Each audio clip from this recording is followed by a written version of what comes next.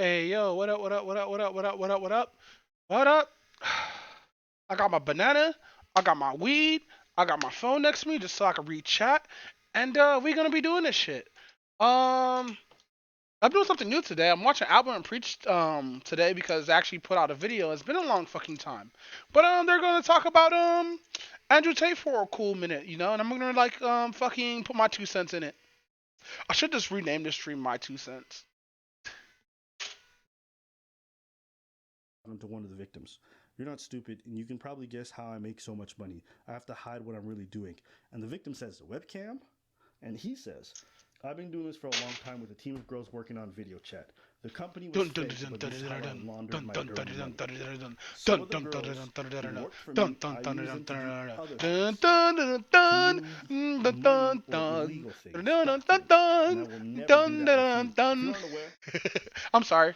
The way how Albert read that is kind of funny. I thought of the fucking serious topic about it. I'm not trying to be funny or anything like that, but this is my second time hearing him read this because like I heard him read this and stopped everything I'm doing, clean up the house a little bit, make up my bed, did all this shit, brush my teeth, wash my face, all that shit, right? Fucking hopped on, fixed up my lighting because my lighting's fucking garbage, and just the stream button to see what happens. But no, I was watching this earlier and fucking I was just watching this beginning part and I was like, hey, let me just stream this now because I streamed today anyway, and let me just get that out of the way for the day so I can do my work today. So I'm streaming pretty early. I need to actually make times to stream, so I have to fix that up on my camera and whatnot. I mean, not my camera, calendar. Wow, what are words? Words elude me every single time. Still rolling up a joint, by the way. I'm just like still cleaning up in a way. But no, let's do this. Tate's in prison in Romania. Some people say he's innocent, other people say he's guilty. And you guys remember us? We said wait till the evidence comes out and we'll find out. Well, a lot of evidence has been coming out. That prosecutor's office in Romania has been leaking a lot. And how can you be a prosecutor's office and leaking that much? let's always do it. They do it on purpose. Yeah? Yeah, they leak what they want to the press. You have to understand. It's a whole game. Winning a case for them is not just winning a case. There's a lot of ego involved. These people want to win these big cases. But they got... When the FBI says it's got a, 96, 98 conviction rate, the reason why is because they like that shit on their resume. They take on cases they know they're going to win, and they only put forth the case when they know they're going to win. Yeah. And so this kind of thing right here, have you seen what they leaked? No, I haven't seen what they leaked. Listen, they didn't prosecute Andrew Tate. Andrew Tate prosecuted Andrew Tate. My homie was self-snitching. Oh, that bad. Watch the tape. No, basically... Watch the tape. Trafficking, we have three things: force, fraud, or coercion. Yeah, I watched this video, like some of it. That's like being in chains and not being allowed to leave. Fraud, being kept there under false pretenses. If there's an element of fraud in the way that you are enticing somebody or keeping somebody in a particular position to work for you, and if it's in the sex business, that's sex trafficking. Or coercion. Let's kind of look at one of his very... I think coercion you get less, I think. These are his words, not my words. When you say webcam company, people assume, oh, it's just a sex fest. But in reality, it's a shitload of people management. The HR category of the webcam business is the largest and most important thing. You're effectively taking girls, teaching them how to make unlimited money from home, and then making sure they give it all to you. Your goal is to inspire a girl to make money. So he's talking about pimping, but I think he was doing it wrong. And you're going to have that element of influence through her respecting you, looking up to you, and her believing she needs you. And this is extremely important, because at the beginning she will need you, but then she won't need you. But you have to keep that fallacy, keep that dream alive. Fallacy, that's his word. And what is fallacy? Fraud. That's a pimp. That's exactly Oh shit. what a pimp does. I'm still rolling up my joint. Hold on, let me turn this off real quick. I'm still rolling up my joint and stuff like that. I forgot I was cleaning out my tip.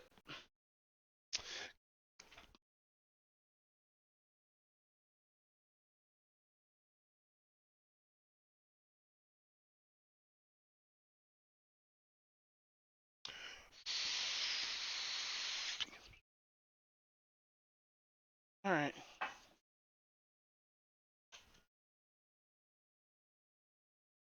All right.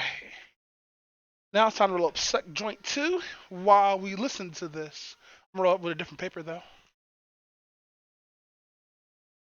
Time. Straight street pimping is a completely, in fact, no, it's not a completely different game. The psychological aspect is the same.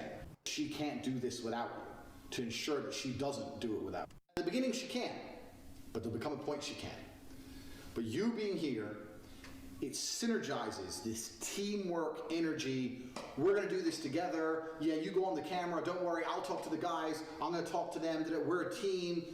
Happy, positive teamwork. There's no negative energy in this business. You imagine you talking to this hot blonde girl and you webcam with her and you sending her messages and you find out it's actually just a bald-headed top G on the other side.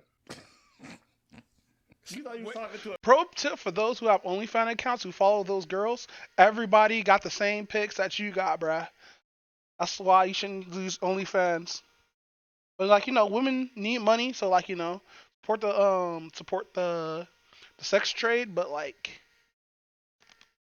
a lot of those pics that be having on OnlyFans are like years and years old, and then you're getting videos that's recorded by her boyfriend. So like most of these OnlyFans women have significant others that are helping them. Like, how you think they get those really good pictures? Like, yeah, you could do it solo, but like sometimes you need that second person to help you out. Get those real intimate camera angles and shit, Booty, booty, booty, booty rocking everywhere.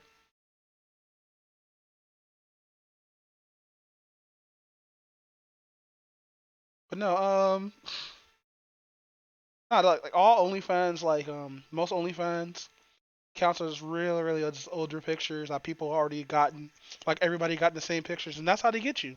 They know they're fine. They know you're gonna get off no matter what, and you don't have to send them brand new live pictures. That's why I'm sad that OnlyFans didn't like capitalize on the whole making pussy in the NFTs. Have each woman have like post their pussy or like their body on there, and have a little NFT like a trading card thing, like they have back in the day. Make them NFTs, and this sounds hyper illegal, but it works. It works in my mind. Just making like nudes NFTs. Like I'm surprised that shit would have blew up if they actually would have did that shit though. Like imagine Mia Khalifa, random porn star name. Imagine Mia Khalifa has her own NFT, and her NFT is worth more than um Tiny Lupe, which is another old school porn star.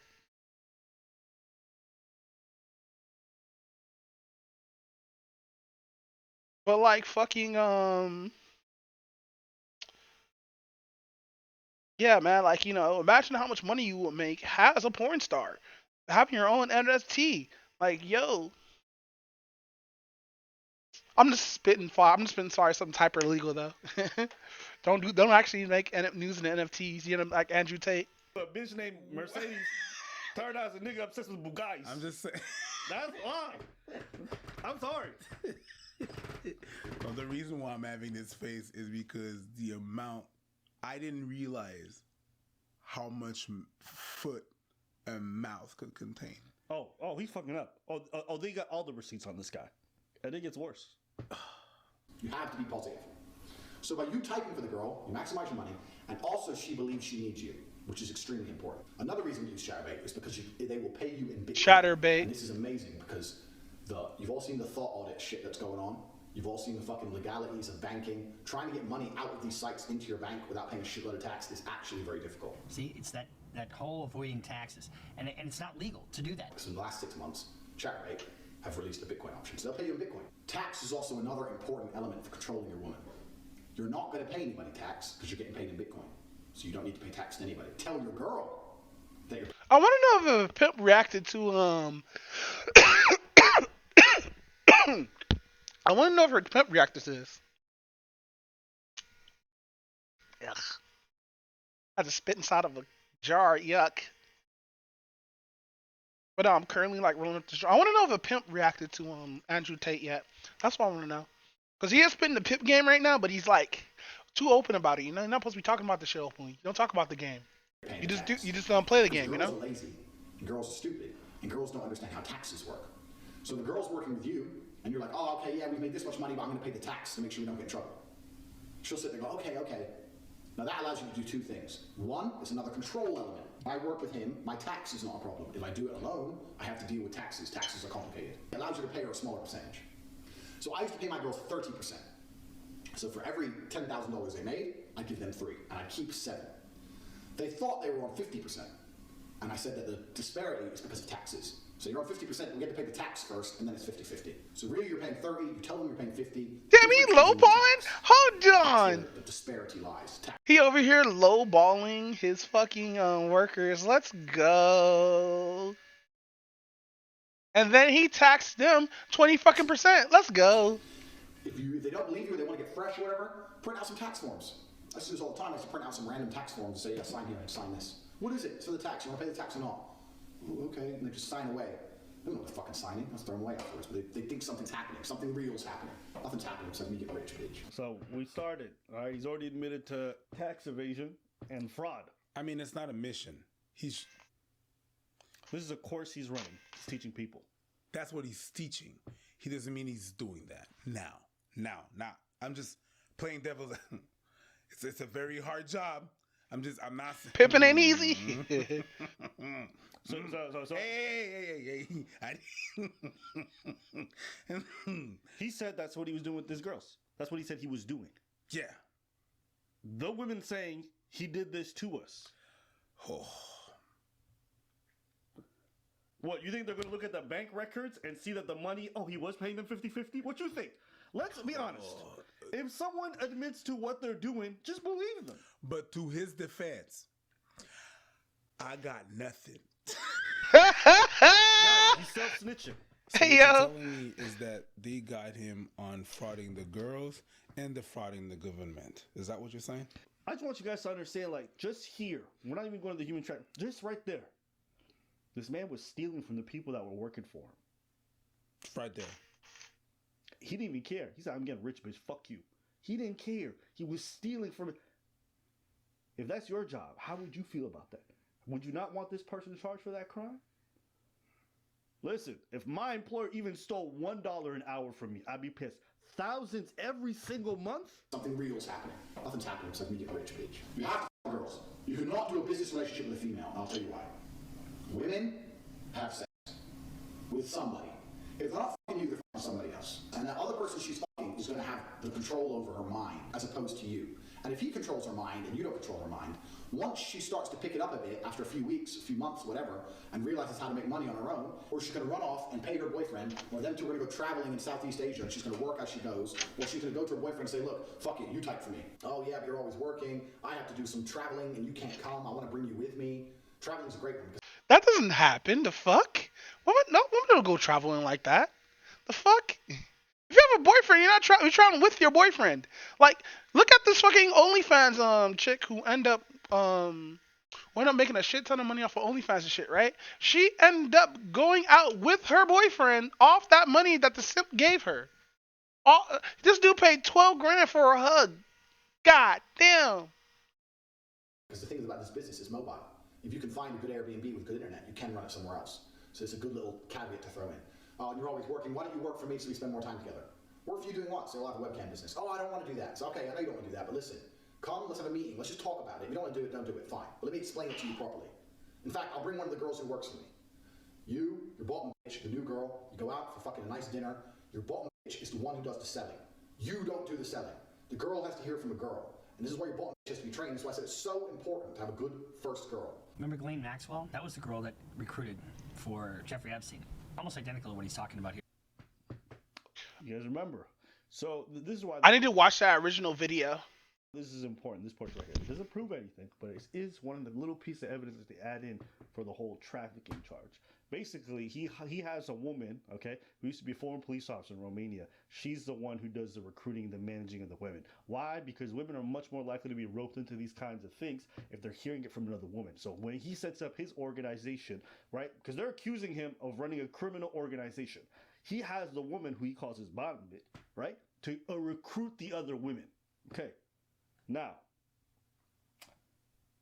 there's some transcripts because they did some wiretaps. They seen their phones, they see all their technology. So there's some conversations that they're using now. I want you to also know the context of the country's in. Andrew Tate is a foreigner living in Romania as a rich person. Trying to fucking steal from the government? And he's also spoken about the reason why he left the UK to go to Romania is because, you know what I mean, laws are a little bit lax. They're not like, it's not as repressive. So this is how he talks about Romania and going to jail there. Okay, this is pulled from his PC, and then it was leaked to the press. Okay? Yikes. So this is something that they got. Romanian court, so there's a, oh no, not a court in Romania. Dude, they're corruption free, as we all know. They put me in jail, I'm gonna walk in there with a pile of money like this. Boom, boom, get some hoes, this cell's mine. I'm ready, put me in jail. I don't give a fuck. You take their court case. Damn, talking mad shit, and then he gets put in jail and starts snitching. Rap snitches, telling on their business. Sitting at the stand, being the only star witness. Do you see the perpetrator? Yeah, I'm right here. Get me out of jail. The law says Say a you're rap guilty. burst I said, get get me essential out of for a jail. year. Go see a lawyer to talk about the law. I have committed multiple felonies. How much Fix does my it problems. cost to make this all go away? Also, when you're real G, is that you're here, you're there, you're everywhere. You gotta go to Poland, you gotta go to Warsaw, fucking Dubai, Miami. Anyone who watches State Confidential knows I'm all over the place. So I end up with all these chicks just stuck in their house, sitting there, bored, completely in love with me. And of course, they don't go out.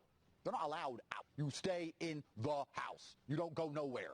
You're not, no restaurants, no clubs, nothing. Yeah, might as well go to a third world country and do this shit, bro. Not Romania. But here's even the kicker. Looking at private videos that are part of the police That's fucked up. I'm joking, guys. file, from the the following passages from the context of this content, there is no doubt a deep lack of respect for the legal norms and a total indifference to the social protected values that the defendant gives proof of. Also, the attitude of disregard towards women in general, which he perceives only as a mean of getting his content released. In other words, making money. The judge cannot agree with the support of the defense in the sense that the video contents presents only one character and cannot be taken into account since the defendant exhibits the same attitude in the relations with the injured persons and is evident from the content of the conversations that are in these criminal prosecution files. Basically, the judge's like, nah, the way you act in real life is how you talking about these videos. So I'm not going to not use them as evidence. I cannot use them as evidence because they match. Let's get to the transcripts. Because people are saying... Wait, you got more? Oh, man. Yeah, there's When I more. say- listen, and just a pro tip: if you're a criminal watching, do not use WhatsApp. Okay, do not use WhatsApp to do any of your criminal activity. They keep a record. There are records. There are logs. And it's easily traceable. Bro, Okay? I'm gonna tell you this. Don't use your phone. Do not use your phone.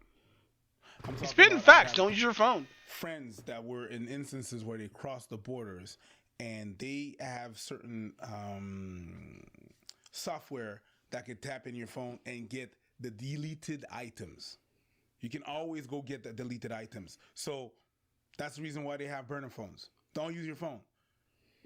Actually, you have to use a phone, crack it, and keep on going. You know those flip phones? That's pretty much what you would have to use. All right. But, So yeah, I digress. So these are leaked transcripts from the stenographer, either in the court case or leaked from the prosecutor's office. The reason why they're doing this is they like the media attention being involved in this. The prosecutor may probably have some ego involved, and he wants to let everybody know I'm going to be the person who takes down Andrew Tate.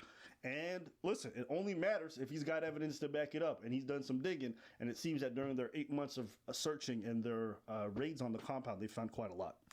Yikes. Okay, so this is how Andrew Tate apparently manipulates one of the victims into flying to Romania by promising marriage.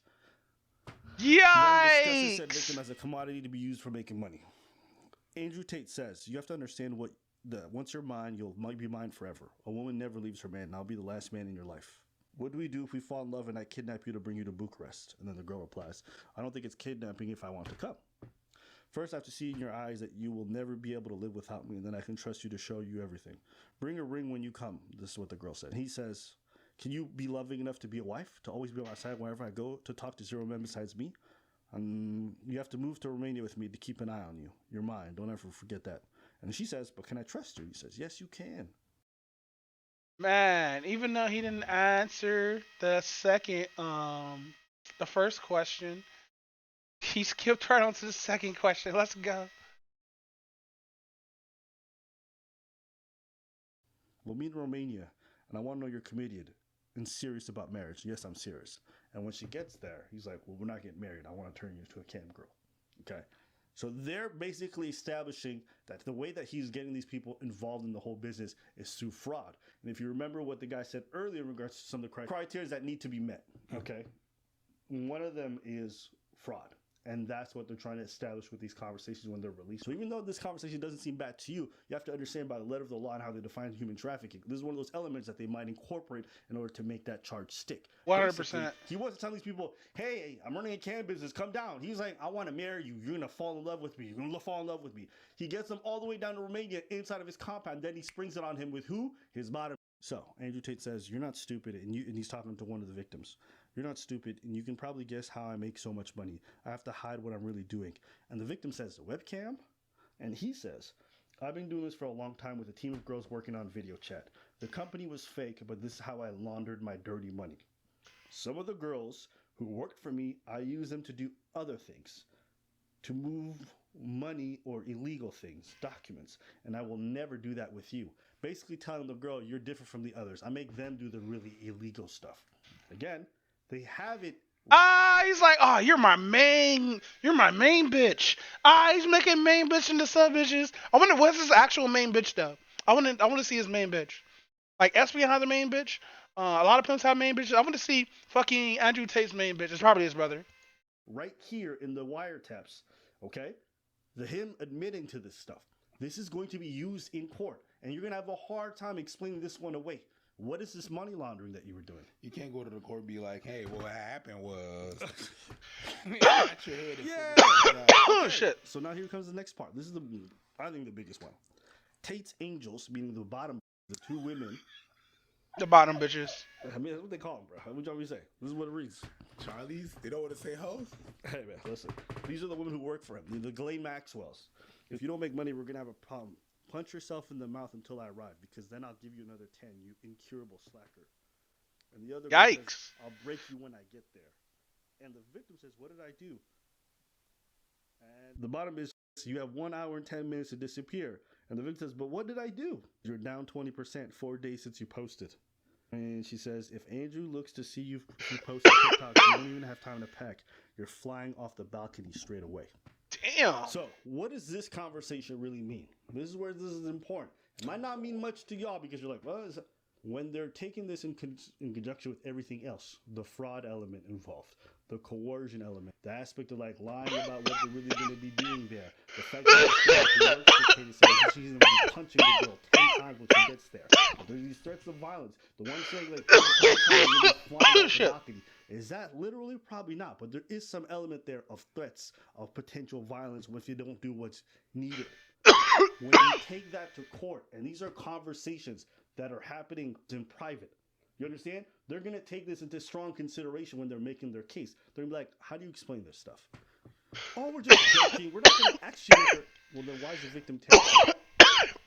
She's just lying and making. You think that's going to really be a real defense in court? The thing is, some people are not going to believe that. Of course. There's going to be a lot of guys going to be like, yeah, it ain't that bad, it ain't that bad. And you know why?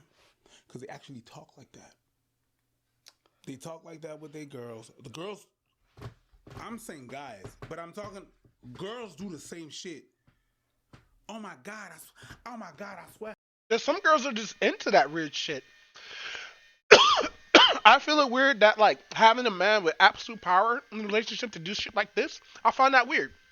No man should have any absolute power over a woman unless they're into that kind of thing. And this doesn't seem like a lot of those women are into that kind of thing, you know?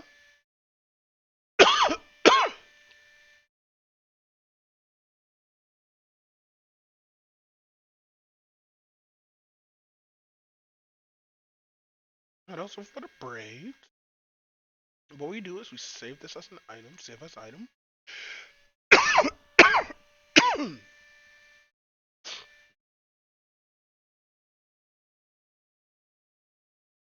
We gotta save all of Beefy Cream's presets because it actually looks pretty nice. But that's not the one we're looking for though. We're looking for half of butterfly locks.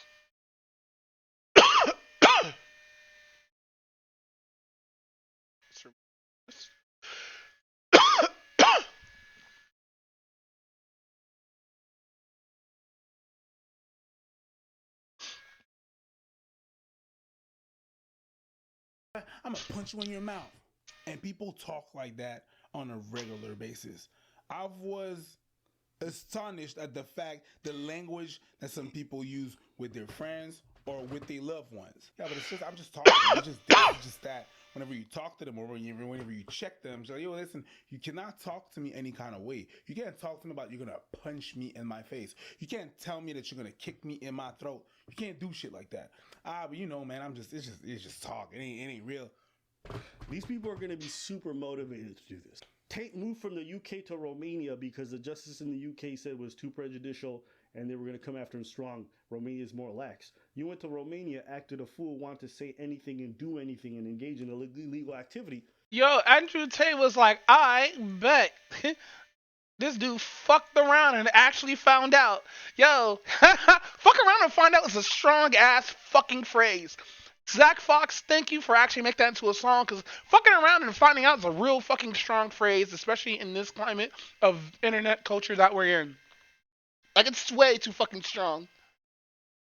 And you see, that's why I don't fuck around. Well, I do fuck around, but only in video games. Listen, you fucked around and you found out. You got to hold that L. Nobody told you to self-snitch. That's not fucked around. That's not like fucking people around. just That's... getting on camera and just calmly admitting to criminal activity is so crazy to me. People say, why would anybody do that? Why would people do that and be a public personality? Because some people got ego. Because some people don't know how to stay away from the fucking cameras because they head too big. Look at Sam Bankman-Fried, right? Dude ran FTX. Turned out to be a big old fraudster. After the fraud was discovered, you know what this idiot was doing? He was getting on live television, doing interviews, incriminating himself further. And those interviews that he did after being found out are going to be used against him in court. Why? Because some people can't stop themselves from doing stupid fucking things. And I'm sure if he had a lawyer at the time, like telling him what to do, they would say, don't do any interviews. But he couldn't help himself. Why? Because his ego. I'm just really here to see where it goes. I'm going to see where it goes. Because like Abba said, if that's what they leaking to the press, they got some bigger thing. Bangers. Bars. Jail bars. They got something bigger. And what they're going to Jail bars. do to court is going to be something else. It's going to be something crazier. If that's what they choose to leak to court, anyways, all that to say, I'll wait. I'll stand by here. It's just there's a lot of Kanye complex that I call whenever you go on a podcast and you say, I'm going to say what. Ooh, that's a strong Kanye complex. Yo, Ye complex. Yo, we gotta make that into a real thing. Ye complex or Kanye complex. Whatever the hell I want, and they can't unwork with me. And then he said some outlandish shit and it was like, well, let's drop your ass. And everybody started dropping. And nobody wants to work. That's the same kind of complex. Hey, I can walk in this country and do whatever the hell I want. I can pay this, I can pay that, I can do this. Top G in the building. Yay. And this will happen. And now he's in a Romanian jail cell with 30 other dudes in a toilet in the middle where everyone got to watch each other's shit. Damn. Hey, But it don't look good. Hey, listen. Them transcripts, once I seen that video of him snitching, I said, it don't matter what I think. You know what it looked like? I know he didn't pay his taxes. One, because he said he didn't pay his taxes. And he didn't pay people. And he didn't pay people. Because he admits to stealing their money. That's not even if they can prove that he was abusing motherfuckers. Forget that. If they can just Hey yo, forget. I know saying this is kind of fucked up. Forget the abuse. They could just catch him on just fucking with people money alone. yeah, I understand that. Just on the basis of those two things, ugh. But if it's just like a tuna casserole, it don't look good. Nope. I'm gonna find the original video of that. Original video. Follow No! You can't watch Fact Fiend right now. You gotta go to the original video. Bruce Rivers, he's the criminal lawyer. Bruce Rivers, he's the criminal lawyer. Damn, he has a shady ass. Could have got a better rap song, but I understand, my guy. Bruce Rivers, he's the criminal lawyer. And what he do? And it's gonna react to all the self-snitching. Hi, this is Bruce Rivers. Welcome to another fun-filled episode of Criminal Lawyer Reacts. I'm Bruce Rivers, board-certified criminal defense lawyer. Today we're reacting to the judge's order on Andrew Tate. But before we do that, this is brought to you by eSign.com. eSign.com. eSign.com is an excellent way to have documents signed remotely. You don't have to come into your office. You can get it signed remotely. And I kind of hate signing stuff on my phone and stuff like that. I need an actual pen to do signatures and stuff because I can't do my signature with just a finger. I hate it. Execute whatever transaction you're trying to do. Today we are reacting to the judge's order on Tate at his level. I hope not. I don't want to be in a Romanian jail cell where 56 other guys are in the same toilet that's in the middle of the fucking room. I hope I don't reach his level. Some of the detractors have been saying that I take things out of context and, what color is your Bugatti? And whatever. And so I am going to kind of break down what the judge said.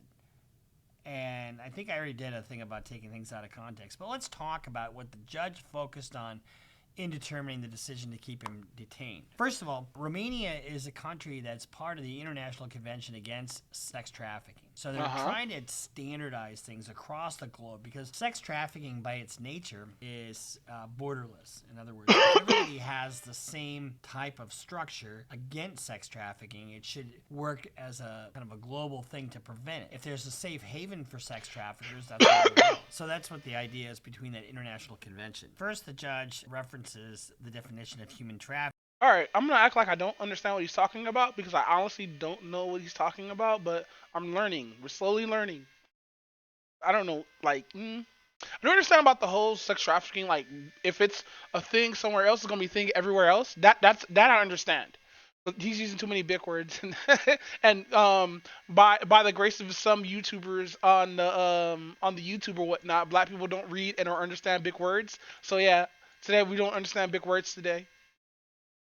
Trafficking and the protocol regarding prevention and repression and punishment. Human trafficking, especially of women and children, in addition to the United Nations Convention. The judge starts out by talking about the definition and where the law comes from. But then he starts talking about concrete danger for the public that they present. And even if the defendants are not known with criminal past, the charge represents a state of Oh, let me get her outfit. Yo, beefy. The release of the defendants at this procedure. Oh wait, no, it's part of her skin. The alleged crime of human trafficking and the creation of a criminal group organized for which they are investigating. What is that?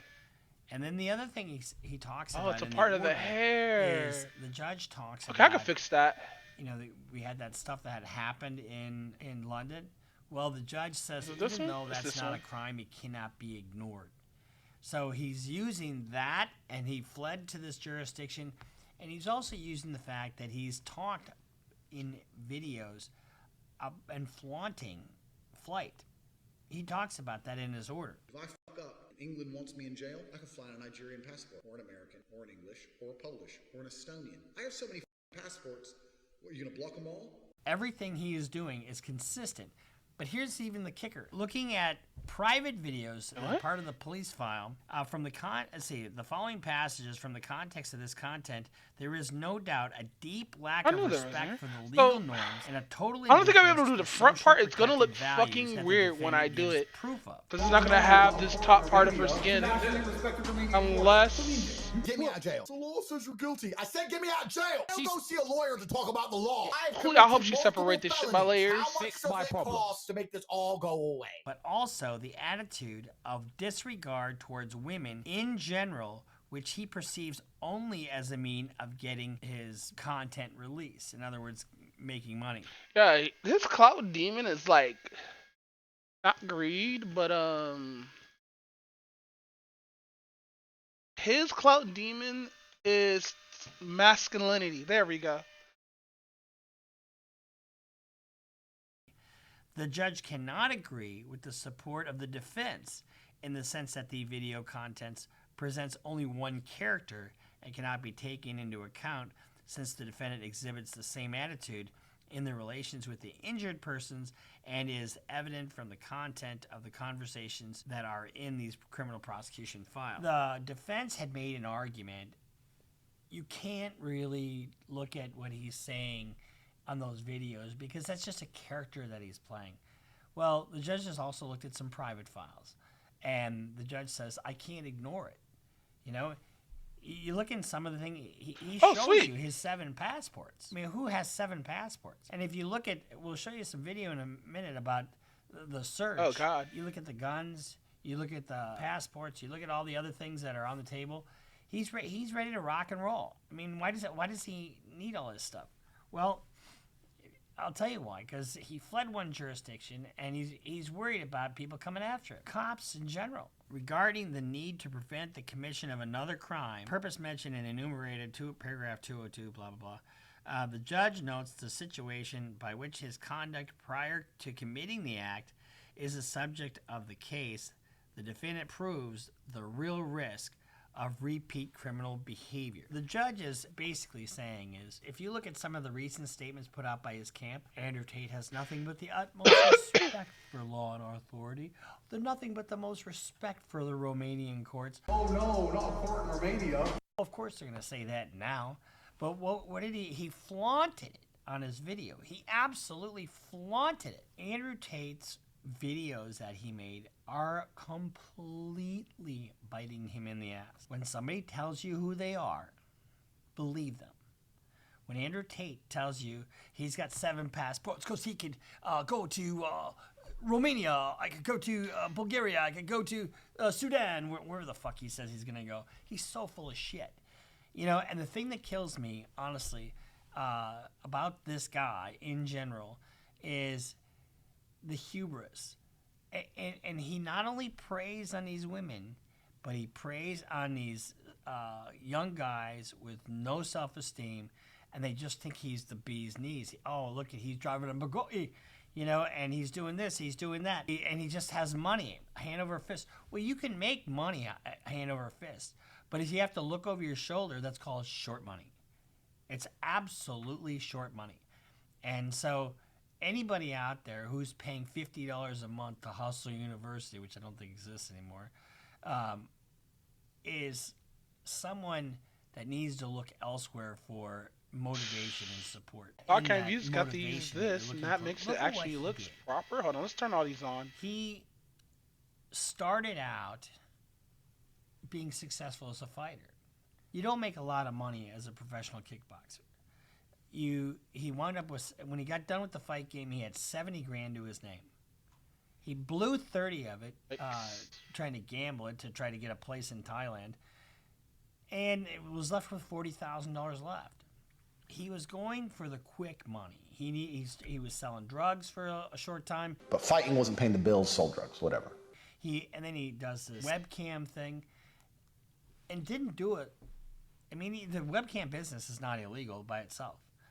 But to do it the way he did it, and with the deception and the fraud that he engaged in, because that's his MO. That's his MO. He has to get the quick money because he didn't have the skill. Why, you know, I want to say he didn't have the skill set to do it right, but he probably did. But I guess I gotta make my own hair preset. And you know, I mean, why would you tie up all your money in 33 cars? I think he just seized another 4 vehicles. He's I put like the himself clothing, in though. a very vulnerable position by engaging in criminal activity.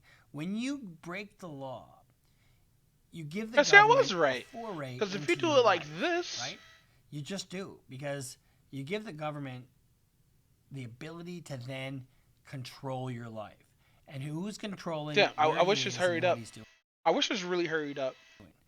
Had he done this the proper way, and I don't know what that means exactly because I'm not in the webcam business. The guys that are looking at him as an idol, and there are a lot of you out there. I don't have, you know, Bugatti money. But you know what? If I had to do what Andrew Tate did, I wouldn't want Bugatti money. Even if I had that kind of money, I wouldn't fucking buy a Bugatti. When you set up your program, whatever your program is, go to work. This dude said he had 13 Bugattis. How do you put an extra syllable? No, Bugatti? Ah, shit. I cannot say how Andrew Tate said. It's hard. But Bugatti has never actually been in my vocabulary until Andrew Tate started saying that shit. That's just funny as fuck, bro. This dude, like, leveled his status of position by a car. Man, I wish this shit worked. Start your own business, whatever you're doing. You got to do it so that it isn't like Andrew. So I mean, he's vulnerable himself, okay? Let's look at what he did. his first victims were addicts, right? Drug addicts. Second victims, and he's always doing something in the back of people. The second victims were the ladies that he was keeping there. And I know some people said they were free to leave at any time. Bullshit. They wouldn't have a case Yeah. if they weren't. You got 6 people who said they weren't. But then the third victim was you guys. You guys had signed up for Hustle University. You were hustled. I mean, you were Oh, it changed to different ones. online, That's cool. and he was feeding what you needed to hear. And unfortunately, it was BS. It was absolutely BS. I know it's fashionable in some circles to be full of bravado and say, "Oh, Oh, my that's bitch is how doing this or she that," did and have it. this That's pretty cool. persona. She actually put works into this. But you know what's even better than that is being revered for being a hard-working son of a bitch and providing for the people around you and having their admiration. That short circle of people, and there's nothing beats that.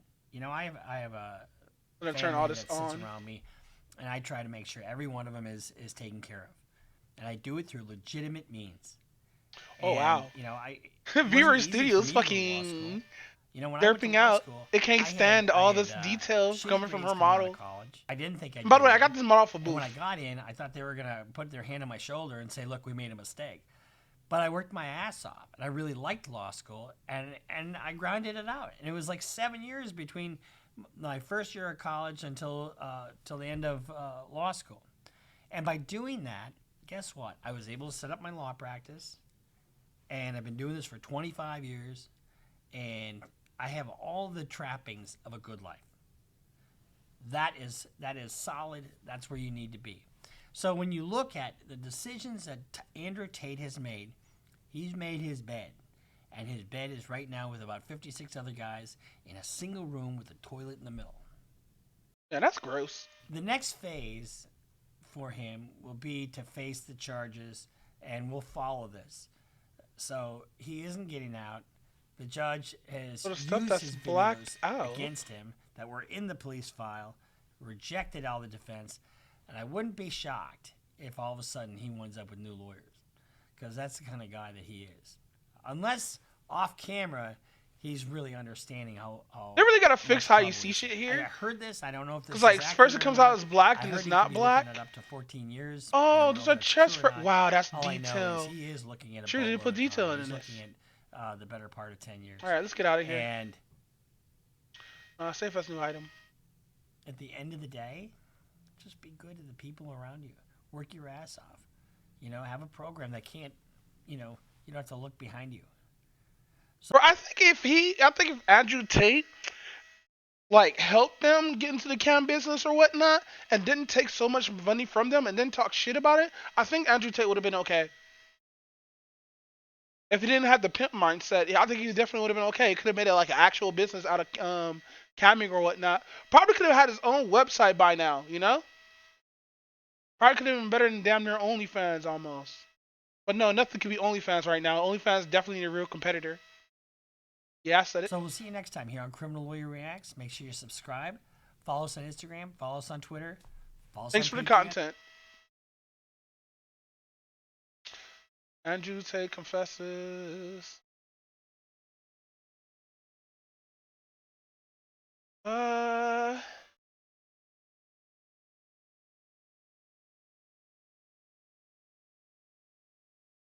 How Japan's phrase made boring weird. It is this. What do you think this Halloween costume is supposed to be? What It's a about person this buried in one? sand. Well, I'll tell you in a minute, but let me very quickly run over the history of Halloween in Japan. I'll be fast, I promise. Halloween was apparently brought to Japan by US military personnel in the 80s, but Wow, really? Damn, Christians spreading their Christian ways across cross places. it didn't really pop off until the 90s, helped by theme parks like Tokyo Disneyland hosting gigantic Halloween events. And then they perfected cosplaying. Additionally, a massive annual Halloween parade started in 1997 in Kawasaki. In recent years, however, Halloween has become a bit of a party holiday. Why is there a countdown? There's no trick-or-treating, just drinking, clubbing, and girls taking pictures of themselves in cute Oh, he's counting down to the first. Oh no, I don't think he's counting down. I think he's counting down to something. costumes for Instagram. City centers like Shibuya fall into chaos. But in 2014, a company called Daily that's Portal cut. Z had a new idea to change things up a bit. Its chief editor, Mr. Hayashi, says that after watching people who have one day of the year to finally wear whatever they want, choosing to all go out to Shibuya wearing the exact same costume to frolic around, he had a different idea. He started Jimi Halloween, Mundane Halloween, to give Japanese people a platform to show off their boring but clever costumes. The costumes are supposed to be so plain that it feels like a quiz to try to guess what they are. Hey yo, that's smart. Be like, just go up there looking like Sheldon from fucking Sheldon. Or is it 2.5 Men? No, I don't remember what that show's fucking It's called. become incredibly popular in Japan over the past few years. So I'll ask again, what is this costume? You might have gotten that it's a person being covered by sand, but it's not just that, it's actually part of a spa treatment in Japan. Oh! So that's what this video is. I combed over all the costumes from this year and years prior to find the best ones to show you. Some of them require Japan-specific knowledge to understand, so I'll be here to explain them. Let's get started. This one is guy who found a cockroach right before he was about to go to bed. Hey yo, at least it's better than the slutty Minions costume. This one is a reference to a very common trend on Japanese TV. Right before a commercial break, a the surprise reveal. guest will often appear with their face covered by this little graphic so that you have to stick around to see who it was. This guy is wearing the little graphic as a mask. Here we have Keanu Reeves eating alone. Let's This go. guy, who just barely didn't make it into the thumbnail for this video, is obviously guy walking into the wind. You might be able to get this one by the clothes. It's middle school kid whose mom bought him a uniform that's too big. This one is I wouldn't have gotten that, honestly. someone whose hobby is taking pictures of trains. Where have we seen someone like that before? You might be able to get this one. It's one of my favorites. She's a free stock photo. Here we have guy who will Wait, what? absolutely not look when you're typing your pin in. This blue change tray is ubiquitous. Wait. What? Middle school kid whose mom bought him a uniform that's too big. This one is someone whose hobby is taking pictures of trains. Where have we seen someone like that before? You might be able to get this one. Oh, he has a border around his picture, and I didn't notice it was plexiglass through. That's hilarious. So somebody's holding that up for them. I looked at that again. I was like, wait, what? It's one of my favorites. She's a free stock photo. Here we have guy who will absolutely not look when you're typing your pin in. This blue change tray is ubiquitous in Japan. You'll see it everywhere you go. Ubiquitous. Is that what ubiquitous means? Define ubiquitous. Nice. If you can guess what this guy's costume is supposed to be, I'll actually be impressed, so pause the video if you need some time. Good luck. Anime nerd at a convention waiting for the bus. The answer is corn. If you got it, let me I had it here. He's wearing blue jeans. That's unfair. know in the comments, because I sure didn't. Here we have guy who got his headphones caught when trying to get off the train. This girl did an alright job at person face swapping with Starbucks cup. But this guy absolutely crushed it. That's fucking hilarious. There are a lot of costumes related to current events. This guy is Elon Musk at Twitter HQ. Hey yo, you got the same chain, or almost. And here we have guy who got fired from Twitter. Was that guy a troll or something? This person, dressed as one of the Van Gogh climate protesters, called their costume person who causes trouble at an art gallery. This girl went as That's hilarious. old karaoke music video that doesn't match That's the lyrics. hilarious. Having the actual music video on karaoke machines is a relatively recent development in Japan, and there are a lot of songs that still don't have them. For those songs, the machine defaults to these pre-made music videos. oftentimes just random B-roll footage of people walking around or whatever. This girl's costume involves a transparent piece of what appears to be glass, with the lyrics sounding something like a fight between a couple, contrasted with the nice smiling face, recreating the weird feeling mismatch. Yeah. Okay, now I get it. Now I get it. So the song or the music video doesn't have anything related to like the song of the anime and or karaoke song that you're singing. In other words, the music video doesn't match the song. That's why. This one is pretty obvious. That's hilarious. Guy who shook his carbonated beverage. The mask is incredibly intricate and well designed. Woo. This guy is Brazilian soccer player who got injured in the 24th minute of the second half. That's so Pacific. Why gotta be that Pacific? Why the 24th minute of the second half? I have no clue. I don't watch soccer. But I might, because Canada's in the World Cup this year, guys. No, just kidding. I'm still not going to watch. But if you know why his costume is the 24th minute of the second half, let me know in the comments. It's probably making a reference to somebody getting hurt in the second half, like an actual player. This is people working at a blood drive. Seeing blood drives going on in Japan is pretty common, especially in places with lots of foot traffic, at least in my experience. By the way, apparently they were able to buy the banner on Amazon. Oh. This guy's gimmick is that he goes as background characters from JoJo. This costume was from 2019. I would never gotten that. Yo, that's so good. That's so good. Here's 2020 and 2021. Okay, actually, it turns out he's done like 50 cosplays of random JoJo background characters. I'll put the link to them in the description. This fella just went as Foreigner, and it was received pretty well, actually. Foreigner? This guy is a foreigner who accidentally bought dog food. I've actually heard of this happening before in Japan. Another foreigner costume, this guy went as a Really? You can accidentally buy dog food? tourist who can't find a garbage bin for his empty cans. The lack of garbage bins can be a serious problem for tourists in Japan. The reason for this, in case you didn't know, is because of an event that happened in the 90s where a cult called the Oh yeah, I remember reacting to this cult when they were putting like bums in trash cans and shit. Shindikyo carried out an attack using the garbage cans. I'm sure there are a ton of videos talking about this on YouTube already, so I'll move on, but you can look them up if you're interested. Here we have a very cute zookeeper with pandas clinging Aww. to their legs, a kiwi, a meronpang, which is a well-known Japanese pastry, and a chicken curry. Aww. This guy went as the little window where they serve you ramen at the restaurant Ichirang. This is what the real one looks like. Yo, that's cool.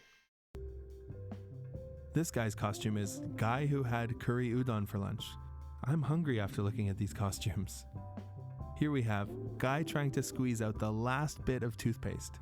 I like this one because you see it a lot on the Japanese internet. This masked lady is dressed as person who has their Oh, that's actually a map. What the fuck?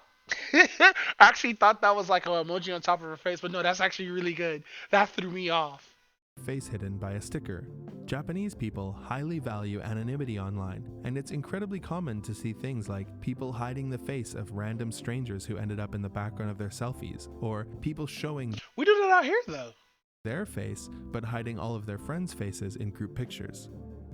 These guys' costume is YouTubers giving an apology after online backlash. Hey yo.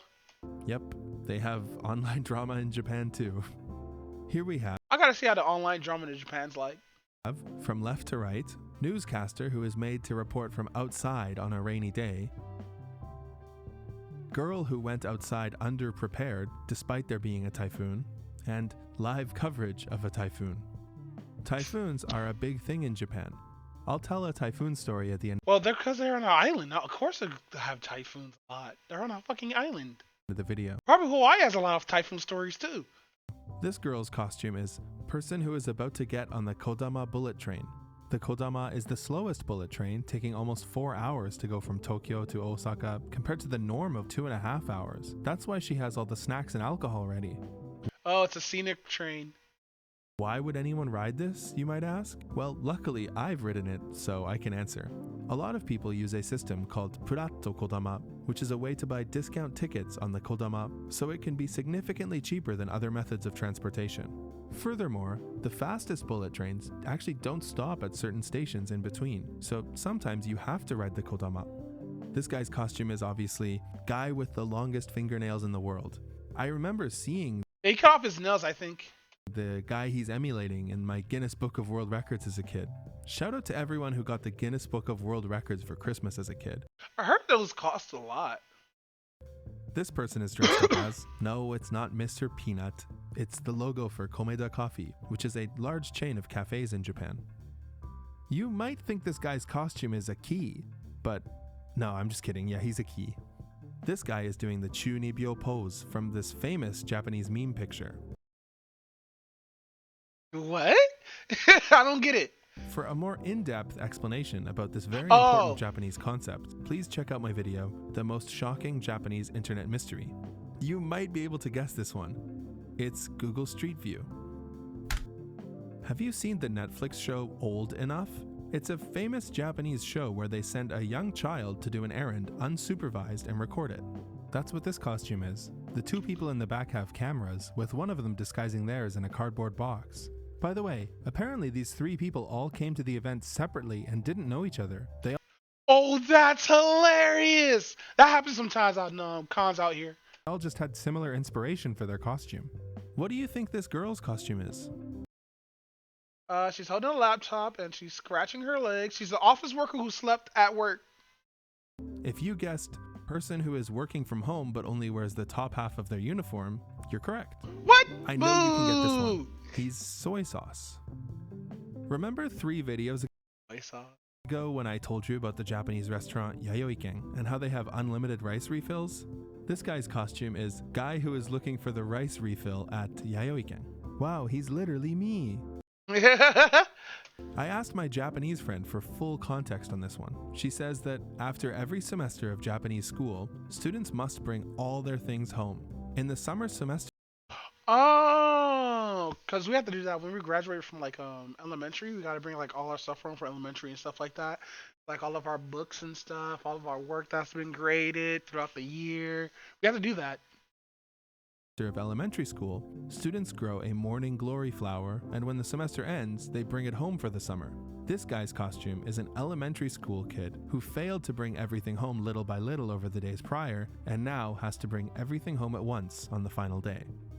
Remember this? Mr. Hayashi, who made this whole tradition? He went as a level 10 mafia right-hand man.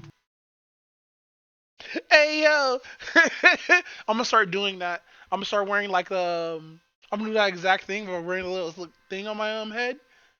I'll put like level 5 Doombot or something. Yes, they had those dumb phone game ads in Japan too. And finally, this one. This one is fun. These people are dressed as a commercial for basically magnifying reading glasses, mostly for old people. It's called Hazuki Rupe, and it's pretty famous. The commercial they're emulating is starring Kikukawa Rei and Watanabe Ken. Yes, that's the guy from Inception. The commercials are famous for being a little bit, well...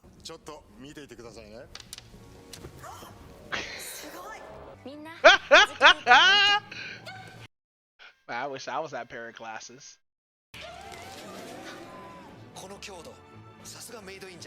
They're trying to say that Japanese people got dump trucks. Let's go.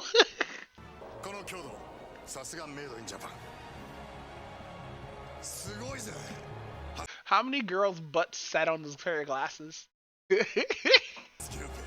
Maybe I went a little too far with the edit. Let me know. I checked the Nicopedia article for Hazuki Rupe and it's hilarious. It starts with really tiny unreadable text and then says, a quote right from the commercial, "It's too small, I can't read it." But if you put on Hazuki Rupe, and then it has massive font for the rest of the article. Hazuki Rupe has always been one of my favorite Japanese memes, so I'm happy I got to finally include it in a video.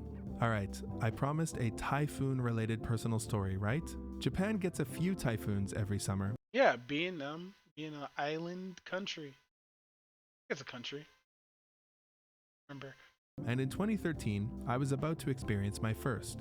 Everyone I talked to would bring it up non-stop, and all my friends canceled all of our plans for the days surrounding the typhoon, so I was expecting a natural disaster. I was living in the most run-down apartment you can possibly imagine. It was super old, cockroaches everywhere, Yikes. mold in the walls, but the rent was $200 a month and I was too young to care about the other stuff. Anyways, I thought the entire building was going to collapse from the typhoon. I was frightened. Once it came though, it made me feel like an idiot. It was honestly just some rain.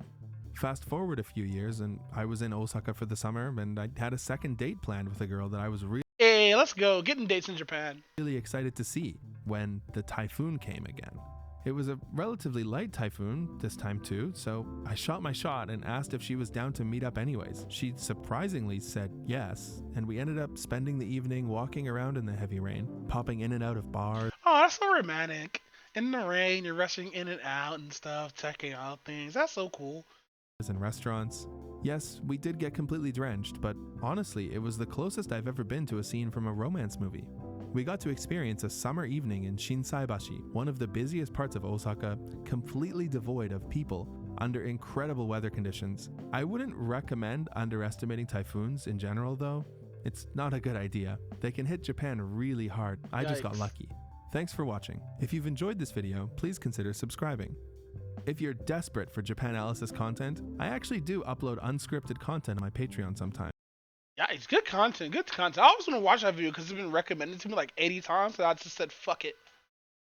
All right, selling anti-Semitic theories to teens. Let's do this shit. On the previous episode of Sneako. What do you think Playing MF Doom. I forgot. Pinely actually likes MF Doom. about the Jews? Go back to synagogue. Stop trying to fucking be a YouTuber, bro. They practice basically like black magic. If you get into like Jews practice black magic in Minecraft? You're being brainwashed, yo. Wake up! Wake up! Uh-oh, what the hell is going on? Hey son, it's me, Pinely, and welcome to Theory Busters. In the past, Pinely I've over here used this playing MF series as Doom. a platform to talk about the dangers of conspiracy theories, of how nowadays they're often used as a tool for radicalization. Going down this rabbit hole, going down this path, can lead you into a life of isolation, of hatred, of lies. And if you're a famous person on the internet with a bit of a following, you very much might be taking hundreds of thousands of people, millions of people down this path with you. And let me tell you, there has never been a man who's dedicated as much of his life to proving me right as Sneako. What do you think about the Jews? Here's the thing. I'm Jewish. And I've been seeing a bunch of things around the world right now that I'm not too happy about. Kanye, part of the reason as to why Sneako is pretty dangerous is just the fact Yeah, man, everybody's slowly growing that Yee complex. That's funny. That's a good term. Ye Kanye complex. that his fans find him to be really, really inspiring. It seems like nowadays, if you're just a guy who screams a lot on the internet, people are going to find you motivational for some reason. I'm a man. I'm gonna be happy. I want everything the world can provide for me. What is this? Who actually feels something after seeing this? Bro, his mic cover or his mic sock is dirty. Now, on October 3rd, 2022, Sneako got banned off of YouTube, it's a his mic main streaming muffle. platform. This was essentially the September 2001. My for guy gotta people stop who eating don't before he believe hops on in the mic. September 2001. You may be asking right now, hey, Pinely, he's gone. Why are you talking about this guy? Who even cares? I do. Well, Sneako is the subject of this video. Yeah, he's in the title of this thing. I want to use him as more of a case study. A case study for a trend that's way larger than himself. An issue that is becoming worse and worse by the day. Sneako's path down this theory radicalization rabbit hole is not really unique. But in his case, being a streamer and all that, it's been documented really, really well. So I want to delve into this rabbit hole. I want to go with Sneako and see what happened here in every step of the way. How did a kid who grew up making videos for fun end up becoming this guy? Wake up!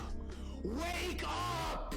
Come back to reality! Get off Instagram! You're so stupid! Wow. But he's right though. Get off Instagram. I gotta make this hair how black, I guess.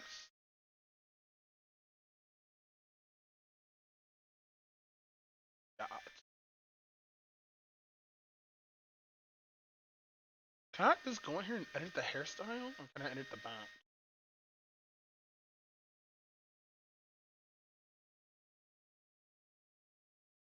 Uh,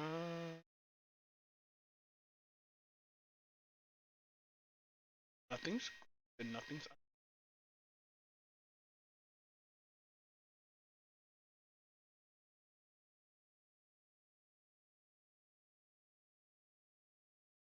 All right, let's continue playing this while Jesus this makes a group. Christ! By the way, according to my stats, there's only one person watching this video who is not subscribed. So if you are this one person, please change that now, or I will cry. Oh, that's Before things get a cool. little bit too serious, I should point out that this video is in fact sponsored by Native. I got these 3 cents. I've been using them for a few days now.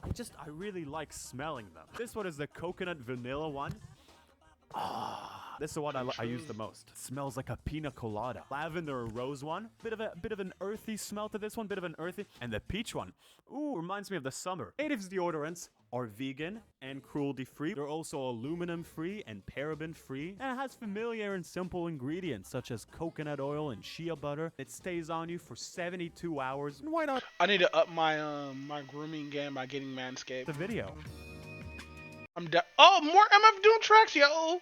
But if you use code Pinely, that is my name, you can take that down to $26. That's 33% off. This code is so good, you could also get 20% off any body wash or toothpaste. Big thanks to Native for sponsoring this video. They help a lot. Please check them out so you can support my channel, and let's continue with the video. During the pandemic, I think one fact has become pretty clear.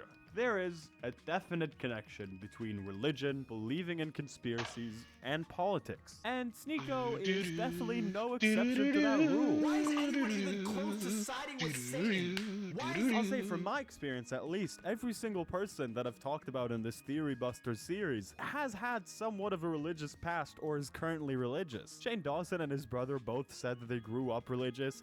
Big Nick, yeah, I mean... What you're seeing in Ukraine and Russia. Jesus said in the last days there's going to be wars. What the globalists and the Illuminati are doing. Sneeko mentions a lot how he grew up as a Christian, then became an atheist, and then when he grew up, well, now, he felt a bit lost and decided to look at faith as a way to kind of combat that. I don't want to be an atheist nerd anymore. That's when I feel I had no purpose, had no direction in life. Yeah, but you could also not go into religion. You could still be... You could not be religious and still respect religion without going to atheism. Because most people who I met who are atheists are kind of assholes a little bit. Because like you're telling them like, oh yeah, you're African. Like I remember this one time I was chilling in the Discord. Right? I think it was some Discord a long time ago. I was chilling, right? And no, we're playing the Division, and dude asked my race. I was like, yeah, I'm black. He was like, oh. Did you know da da da da? I was like, you do know I'm not religious, right? I don't give a fuck about this. He was like, oh, didn't even apologize or anything. Like, why would you tell me that all this shit is fake? Even though I understand that, like, you know, having a belief system, like, here's how the belief system of religion works. If it teaches you how to be humble and be a better person, then you can't really handle religion. It's just people in religion make religion bad for other people who trying to do good by following a belief system that they believe have the goals to make them a better. I mean, have the steps to make them a better person, and at the end, getting rewarded for being that good person.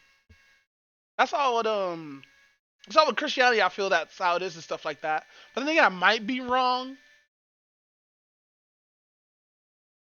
Actually, looks pretty good if you angle it right. Yeah, it actually looks good.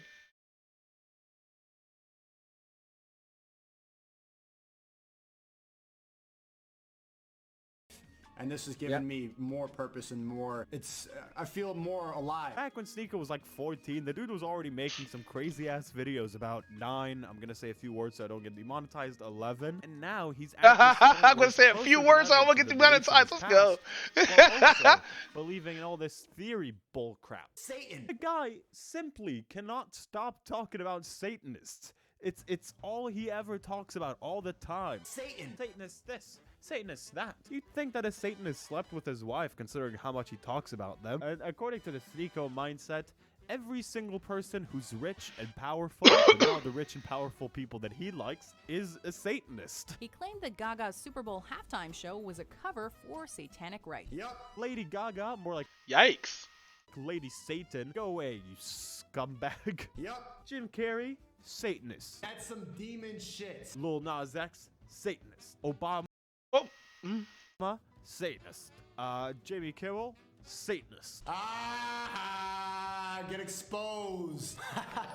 Demon. There's a bit of a cycle going on here. Well, not a cycle, but I guess a bit of a weird line. QAnon theories are really widespread at the moment. Even if you're not like a close follower of this stuff, it's everywhere in recent years. Lots of people believe in that stuff. And these theories, these Q drops, intentionally tie themselves to heavily religious imagery. Satan, demon, demonic rituals. Not only that, but what they do is that they take already existing theories that a lot of people believe in and intentionally put religious elements into them. For example, you could take the classic reptilians in government theory and, you know, add a little bit of tweaks to that, turn it into little devil people in the government. That way you can get both the classic tinfoil hat wearing people and the evangelical Christians on your side. It's a win-win. To get to this level in show business, you need to do some weird ass demonic I was rituals. dizzy with three They've been doing it Z's. since the ancient Rome, since ancient Greece. At the same time that they've been controlling people and manipulating and doing crazy, powerful rituals, you know what happened the same day that they dropped the monkeypox, which was this idea of a religious war, of the good guys versus the Satanists. That stuff is really, really rooted into evangelical Christian rhetoric. And whether you're a big Christian boy right now or someone like Sneeko, who was in the past, that stuff is still deeply rooted in your head. So I've been talking a lot about the spiritual warfare, and I'm trying to wake people up to how they're trying to feminize men and masculinize women, and it's an intentional thing from the top. That's why everybody has their gender pronouns. They're making up new genders every single day. It's pretty obvious that Sneeko firmly believes that this is a battle that he's fighting. Man, this is happening. Young people or like close to our age or younger, fucking going to QAnon and like fucking, I don't know, maybe these like toxic, quote unquote cults or conspiracy theory organizations, actually like, you know, saying something that these people actually are listening to and shit like that. And I find that shit weird, kind of, because honestly, most of these conspiracies, I like honest conspiracy theories, like, you know, who killed MLK, who killed Tupac, who killed Biggie, who killed JFK. Like, those theories actually need to be looked at. I mean, conspiracy theories actually need to be looked at. Well, it's not a conspiracy theory if it's like, fuck, I forgot the saying. Like, those assassinations need to be looked at. And, like, I love how people have conspiracy theories, like, who did it or whatnot, if it's the cops or the FBI who did it and stuff like that. Those conspiracies seem, like, more, like, bind to reality than just calling somebody, like, a Satanist. Just because they do something you don't like. It's like hardcore Christians, Evangelion Christians, going to Anime Expo and shit, talking about, oh, God hates you, you burn in hell, you don't repent. Be like, I don't want to repent then if God hates. Because if God's supposed to be a lover of all, then why would he hate people who don't follow him? Like, what? Are we all God's children in the end? That's how I understand it. Sneeko's putting his goddamn life on the line by going on stream for 6 hours and being shirtless. Yep. There's a frequent rhetorical question that Q often uses, which is, do you believe in coincidences? Personally, I do, because I'm a grown-up living in an adult world. But these guys, Sneeko and his friends, for them, that's never the case. Everything has to be connected to everything all the time. It's just a coincidence. Sneeko talks a lot about how we're in the Matrix and how he's gonna be the one that's gonna take us out of it. Essentially stealing the shit that Andrew Tate always says. Y'all still don't believe in that this Matrix is real? I get called Morpheus all the time in my DMs because I'm trying to wake people up. This is something we're gonna go into a bit more in a sec, but yeah, I mean, if you literally believe that the world is run by a bunch of programmed little things, and obviously you're also going to think that nothing is a coincidence. It's just a coincidence. It's just a coincidence. Right in front of our face. The basis to the fear in these theories, these Q-type theories that Sneeko peddles around all the time, is that behind all the big bad things in the world, there's some group responsible for that. There's an evil, mysterious cabal of people twisting everything around, controlling everything behind the scenes. And while you gotta be a bit of a fool to not think that the most rich and powerful people in the world do have some sort of power in the But he's right though. world, Nico also believes that these rich and powerful people need I to love how there's a baby driver poster in the background. I still need to watch this film. I heard that film was really good. eat babies and stuff. Chat, from what I heard, apparently Jim Carrey was a demon too. He was part of these fucking celebrity nonsense satanic rituals where they go to islands and do weird rituals so that they all can expose. From what I've heard, who's delivering that type of information to you? But this shows me that he made it up. Oh, okay. Well, thank you for clearing that one up, Sneak. I was very confused. You'd go to any kind of theory convention, and it would be a bit of a mystery to try to crack down who do these people think that this cabal really is. How do you stand on Hitler? Do you believe in? Have you researched Hitler at all? Who are they referring to? What is this group of people who, according to them, love money so much? The Jews are in fucking. Yeah, they freaking control all of everything. It's a bit of a mystery, but hopefully by the end of this video I can manage to figure that one out. If you're wondering how quickly all this stuff is tied to anti-Semitism, a lot of these theorists believe that the family that's It's because, like, if you look at it all, especially like the banks or whatnot, yeah, they are controlled by those who are Jewish. But that doesn't mean, like, yeah, they control the banks, and that doesn't mean they, like, they're evil or anything like that. It's just a lot of Jewish people came to America and got a lot of opportunities. Because not for, like, yeah, even though there were, like, races out there that were against Jews and shit like that, they were still able to get a shit ton of opportunities, especially in entertainment, banking, shit that normal white people don't usually go into. So they went into, like, controlling the banks, controlling businesses, and all this stuff, right? And all this stuff. And that's why you have, like, a lot, like, I see where a lot of, like, weirdos are coming from, where they're saying Jews control everything, but that's not really true. They just help they're just, like, a part of the economy, just like everybody else. Yeah, even though black people got fucked with that part being a part of the economy. But look at us. We're in entertainment now. We do entertainment things now. That's our economy. We're the people who dance and jump around on stage and shit like that, looking fucking stupid and shit. While we have people over here making millions of dollars, but black people over here breaking their bodies, sweating for all these people or whatnot, just so they get like a check or whatnot, But, like, we were set up for failure. Ever since slavery was abolished, we were set up for failure. Like, we're not even in the Constitution. The Constitution wasn't even thinking about us. And this is me going, like, my conspiracy bit and shit, But yeah, it goes far deep. Like, I can see where people are coming from about Jews control everything. That's not true. They don't control everything. They're just in everything. See, being in something doesn't mean you control something, Running this cabal is the Rothschilds, a historically wealthy Jewish family. And it's really fascinating how while there are many insanely wealthy families who aren't Jewish, it's specifically the Jewish ones that are labeled as cunning, evil, and well-organized. Freaking control all the. Because fucking they have money, that's all. People just get jealous of other people and all that shit, so they think like, it's like with Asians. Asians are like depressed people who like math and furries. Yeah, those are pretty fucking terrible fucking stereotypes and shit like that, but that's what it is, a fucking stereotype. It's a terrible stereotype at that.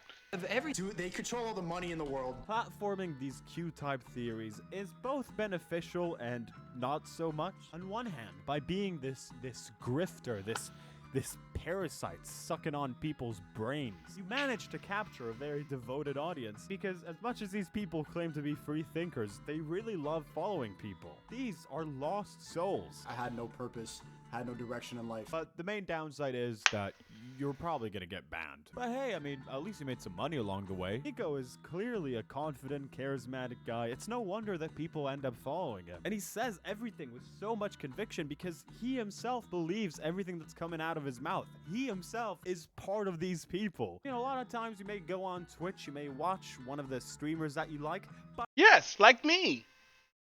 Hold on, where's my? How do you do the smile button? Is it this one? No, that's the angry button. Is it this one? No, no. Which one is it? Is it this one? No, no. This one? No. This one? No.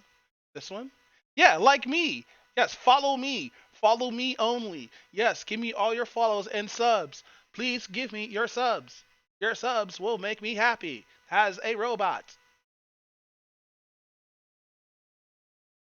By the way, Oh, I'm but gonna give me be your a subs though. streamer now. It's Pinely on Twitch. Anyways, you may be going to see one of your favorite streamers. It might be me now, Pinely on Twitch. Maybe seeing Pinely on Twitch and you think, oh, Pinely on Twitch. Oh, wow. He's a pretty reasonable Finally guy. on Twitch. Wow, Finally on Twitch. Wow, he's a pretty reasonable guy. You know, I like the takes that he has to say. He's doing a pretty good. You know, he's kind of right. Not like I can disagree with some takes he has, but like I haven't been there yet. I haven't watched enough of his videos. This is my first time watching this shit, honestly. Job at entertaining me, but then you make a mistake. Your eyes move a little bit. They move from looking at the streamer that makes a lot of sense and is a genius, and his name is Pinely on Twitch, and you decide to look at the Twitch chat. It's only been a second, but it's already too late. You have witnessed the downfall of humanity. You look at the Twitch chat and you realize that everyone in the world is a bit dumb. Sneeko is one of the few examples. Yikes. That I've seen where the streamer is exactly on the same level as his chat. His insane, unmotivated. Isn't that a good thing though? Like being on the same level as your chat, isn't that like a good thing to have? Cause like it seems like it makes you feel relatable to what's going on with chat and everything, right? Or am I thinking about this wrong? I think I'm going about this wrong. Let's continue.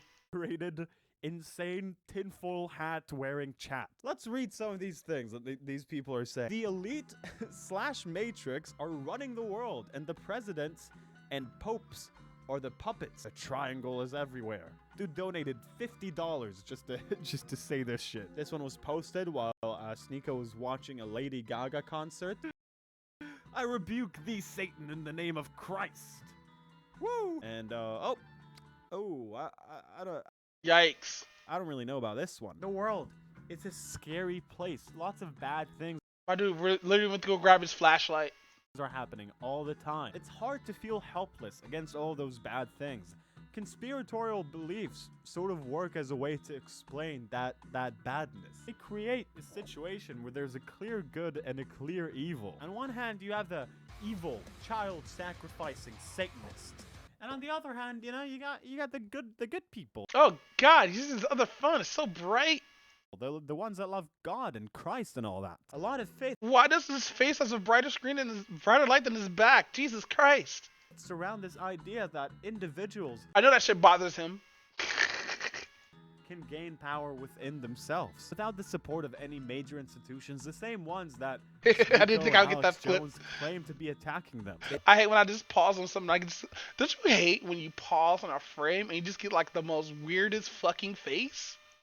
They've been doing it since the ancient Rome. By simply believing, by simply, I guess, realizing that this is a thing that's happening, you are creating that power within yourself. And Sneeko, well, it seems pretty clear that he sees it as his mission to wake other people up to that reality as well. Damn.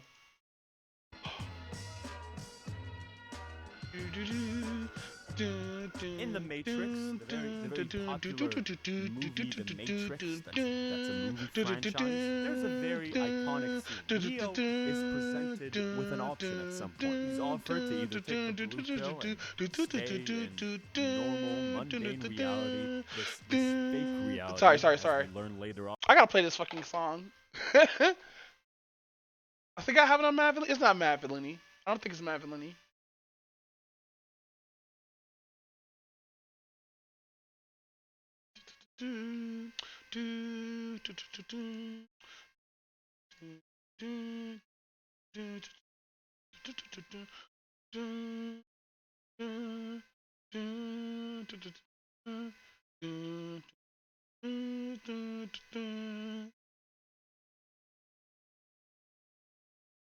Which album it was? Now I gotta look this up, guys, because I don't have the actual song in here, and there's none of the songs in Mad Villainy. I think it's an intro. MF Doom. Think. Listen to it again.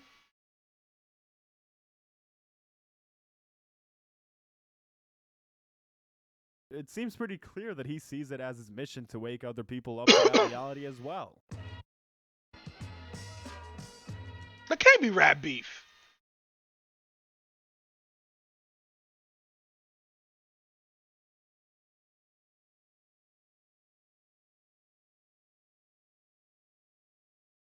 No, that can't be rap beef.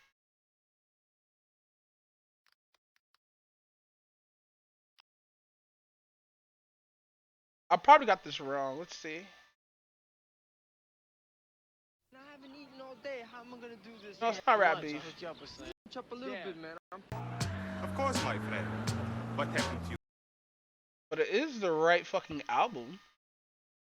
Um.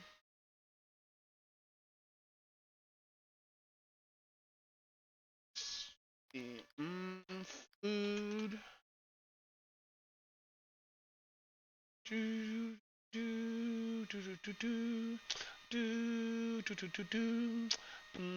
Not rap snitches.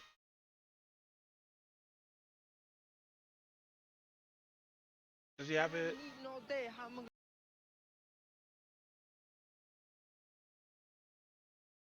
Definitely not Take Me to Your Leader.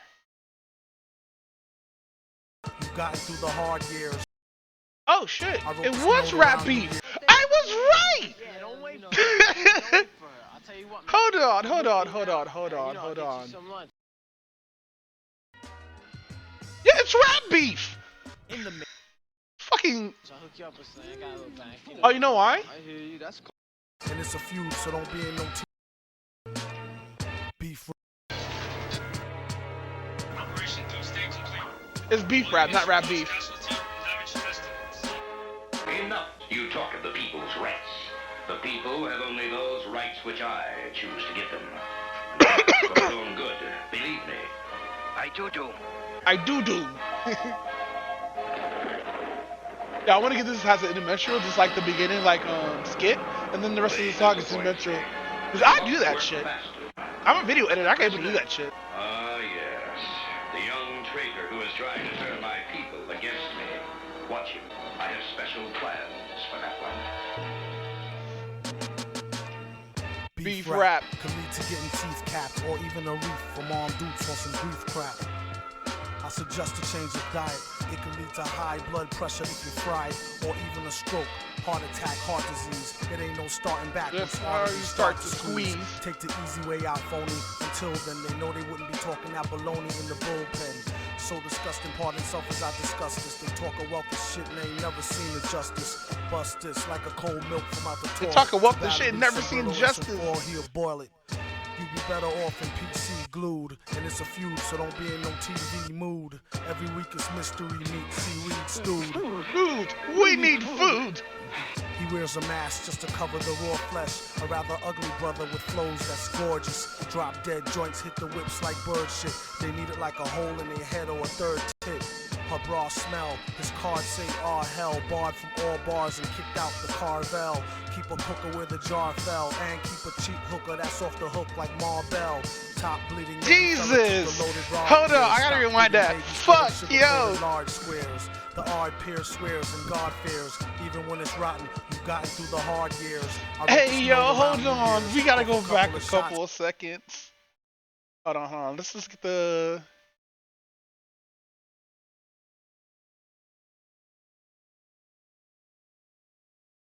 This dude said... Fucking, where were we in the bit? Heart disease, it ain't no better off in PC glued. And it's a feud, so don't be in no TV mood. Every week it's mystery meat, seaweed stewed. We need food. He wears a mask just to cover the raw flesh. A rather ugly brother with flows that's gorgeous. Drop dead joints hit the whips like bird shit. They need it like a hole in their head or a third tit. Her bra smell, his car damn. Say, oh, hell, So a tit is a bird, by the way. The Carvel. Keep Keep a cooker where the jar fell, and keep a cheap hooker that's off the hook like Marbell. Top bleeding, maybe fella took the loaded rod gear. Stop feeding babies colored sugar-coated large squares. The ard peers swears and God fears. Even when it's rotten, you've gotten through the hard years. I wrote this note around New Year's off a couple of shots and a few beers. But who cares? Enough about me. It's about the beats. It's not about the streets and who food he about to eat. A rhyming cannibal who's dressed to kill and cynical. Whether is it animal, vegetable, or mineral. It's a miracle how he gets so lyrical and proceed to move the crowd like an old Negro spiritual. For a meal, do a commercial for Mellow Yellow. Tell them devils hell no, sell y'all own jello. We hollered krills, she swallowed pills. He followed flea, collared $3 bills and squilt for Halalville. If y'all a pill, dig the real. It's how the big ballers Yo, feel. what up, Spooky One? I'm about to finish my first anime ever. Hold on, what? Hold on, let me pause this real quick. What you mean, Spooky One? What up? To all rappers, you about to finish watching or making one? Yuck. Hold on, we gotta turn off beef rap, even though I can't turn it off sometimes. But no, explain to me one, Spooky One. Mr. Spooky One. I want to know about this anime. Ah, dang, did I miss them? I probably did. The beats are too strong.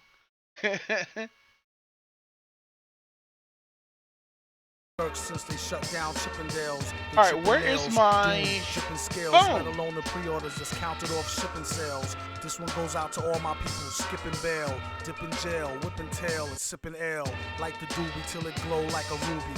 After which they couldn't find a villain like Scooby. He's in the lab on some old Buddha monk shit, overproof drunk shit. But who'da thunk it? Fuck's my phone? Ask why ours be better. Could be the Iron Mask or the Cosby sweater. Yes, you. The Cosby sweater. The dude on the CD, nude. We need food.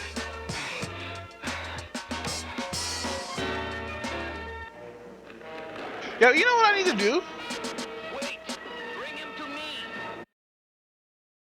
Matrix. If I do these cosplays or whatnot for like MF Doom and everything, I'm gonna have to do some very unique shit. Like I'm gonna have to get the hoodie that looks like a cardigan sweater and shit like that. It's gonna look fucking weird, but I'm gonna try to pull that off, like dead ass. But no, let's continue watching the Conspiracy of Sneeko.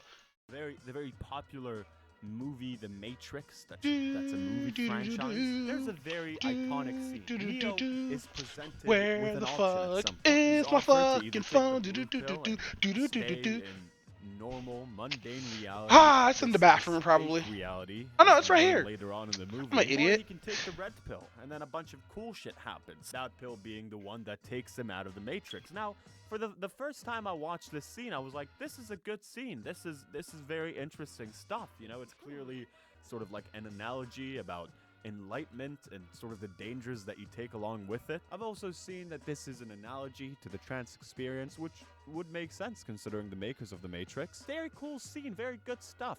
In recent years, though, it has turned into shit. The meaning of this scene has been I think we'll need the one movie. Muddled with and squashed and thrown around like a ball that now when you say the word red pill, it doesn't have any. And now fucking I'm talking about the Matrix films. I feel like the Matrix films got more colorful the further away it got from the first movie. Like in the first Matrix movie, you get a lot of grays, greens, blacks, and whites. And when the whites are on screen, it's usually a light source of some shit, right? When we see Oracle, it's usually like beige browns, calming yellows and shit like that, and maybe some greens in there. But further along, has the Matrix been going along, you notice that it's less of those green, gray, and black tones, and close to like getting vibrant, colorful tones and shit like that. Like hold on.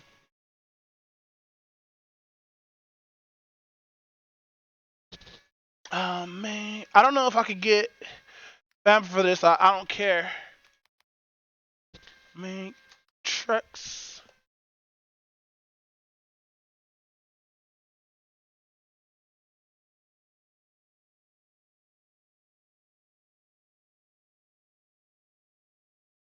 So this is a perfect scene. So you see how everything has like this green tone. You get your blacks, you get some of your whites here, your blacks, your browns. So we're gonna wait till they get to the hallway shot so I can show what I'm talking about.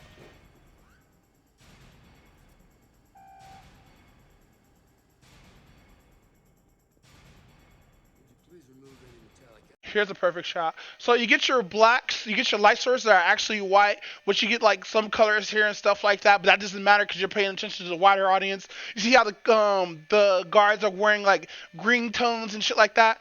It's really cool how they did the color grading. Versus when we get to their second film.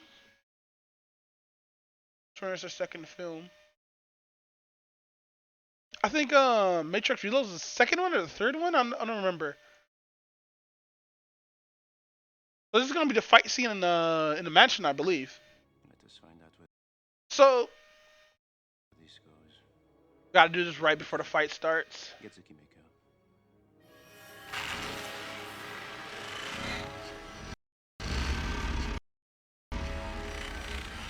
That's a nice trick. I cannot go back. I'll handle them. Fuck, is this the third one or no? This has to be the second one. You know your predecessors had much more respect.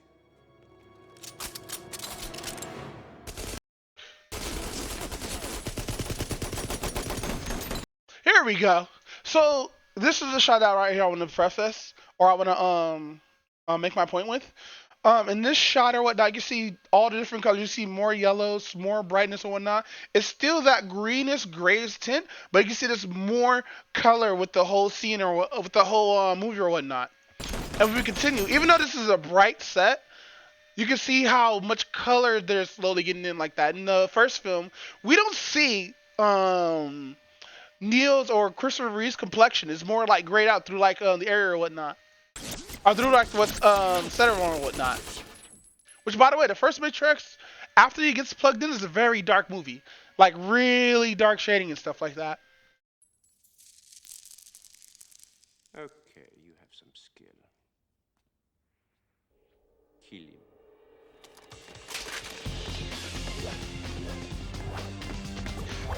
By the way, really good choreographing. And really good editing too. There's not too many jump cuts like this scene right here. If this was any other gotta make this a little bit more better.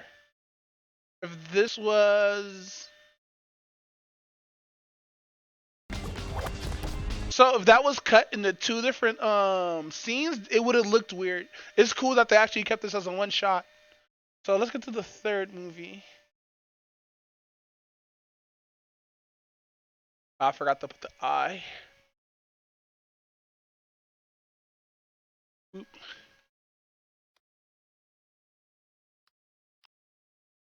And then we go to the third film. We're gonna pick this clip right here. Terrible clip I'm gonna use for this. So this is when they're in the actual world. This is when they're in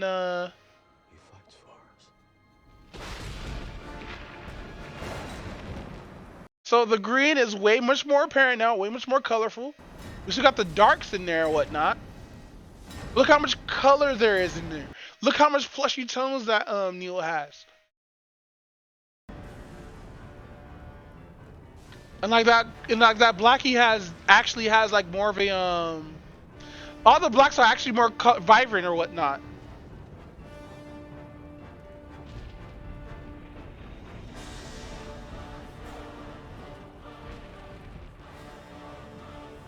I remember this song used to be remixed a lot. It's the only, I think it's the only like final fight scene that we had that had boss music behind it. I think I'm not sure. I have to like go back to my movie catalog that I don't have, or usually, you know, I got a couple of I have a couple of boats. I'll probably go on one of the boats and just check that out. You know.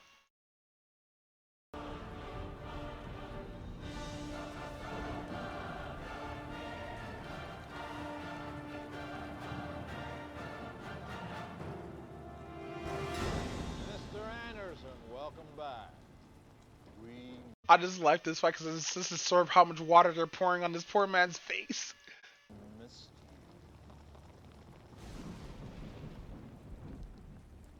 like what I've done with the place? It ends tonight. I know it does. I've seen it. That's why the rest of me is just going to enjoy the show. Because we already know that I'm the one that beats you.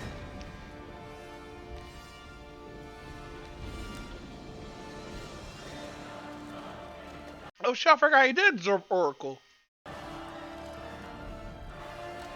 Wait, so that means he's fighting Oracle?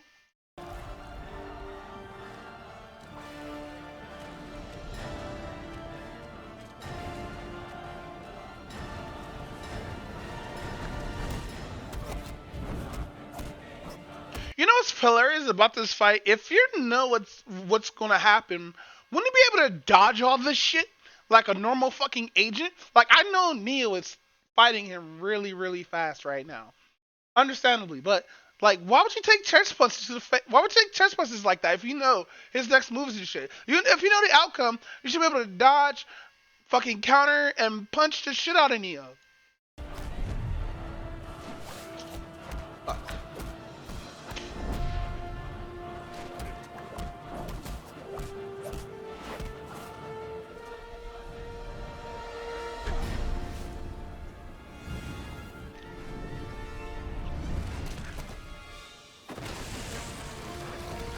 This Dragon Ball Z shit.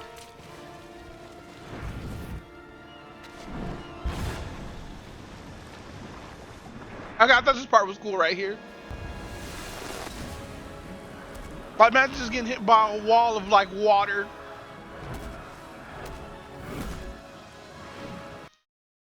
So my thing is, this is entertainment.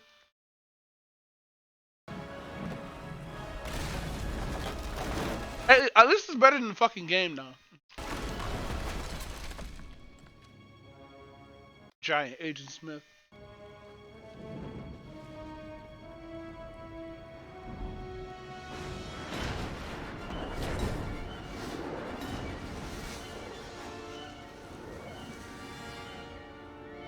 Man, remember Eagle Proxy? I mean, not Eagle Proxy.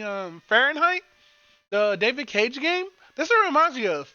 Like this whole fight, even down to the Latin music. I know the Matrix did it first, but still.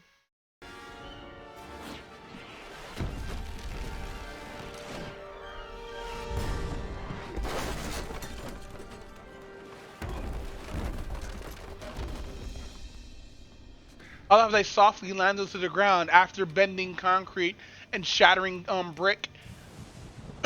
Like that wood shouldn't have withstand any of that. All right, now let's look at Matrix 4 and see how they did their color and stuff like that. So, where is it?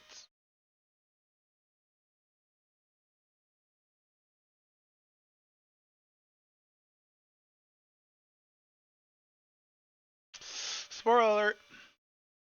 I'm showing the end credits of Matrix.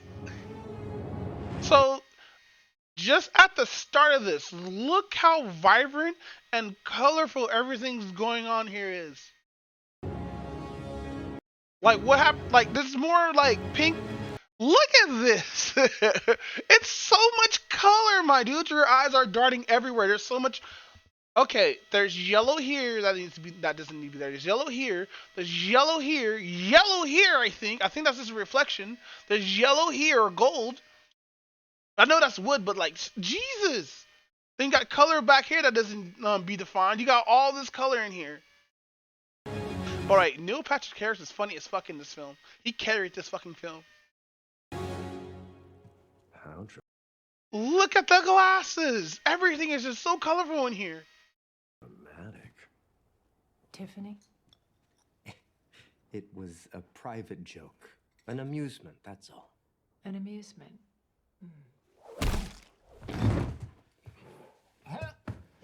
Kind of like that? Oh, ouch. Okay. Ow. If you hated the name so much, why did you heal like a good little bitch so long? Yeah. Why is his blood green? Definitely asked for that. Oh, God. Can't you control her? Now, mind you, Neil Patrick Harris not Sasha Nixon. He's just a really good actor. That was for using children.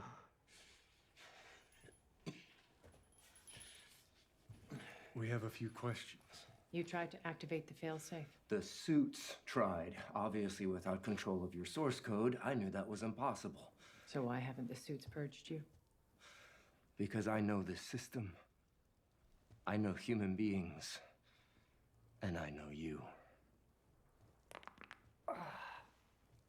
Right now, you're feeling good about what you've done. You should. It was a victory. Bravo.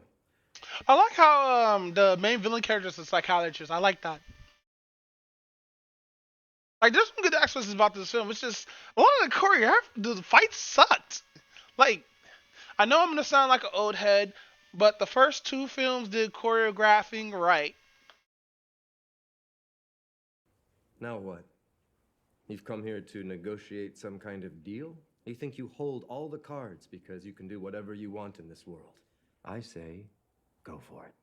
Remake it. Knock yourselves out. Paint the sky with rainbows. But here's the thing. The sheeple aren't going anywhere. They like my world. They don't want this sentimentality. They don't want freedom or empowerment. They want to be controlled. They crave the comfort of certainty. And that means you two, back in your pods, unconscious and alone, just like them.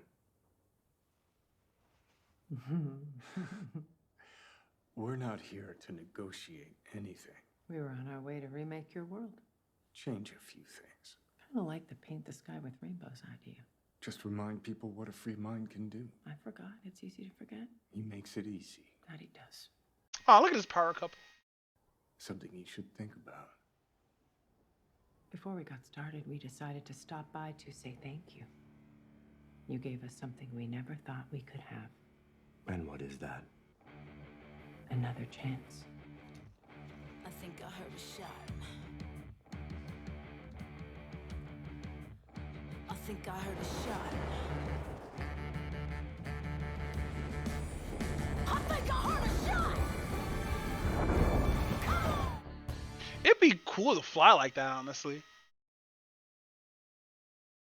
But no, yeah, very colorful movie. Like a lot of vibrant colors and a lot of vibrant colors and shit like that. Like I don't know. Maybe it makes sense. This is the progression of the movie or whatnot. But like, yeah, it's way. I don't like the color direction they went. They should have kept the Matrix in green tint, you know, so we know that's the Matrix versus the real world. Because the real world the real world was always colorful, but even though it was like the first movie was kind of dark and whatnot, and like the second movie was kind of bright, then like the third movie it's really really dark. There's a lot of darks. But in the fourth movie, we did see like how the surface looked like. We saw how light looks like and how good that looks in the movie or whatnot. I love how the robots had names. They literally gave the robots names. Oh, let's rewind a little bit. We gotta rewind.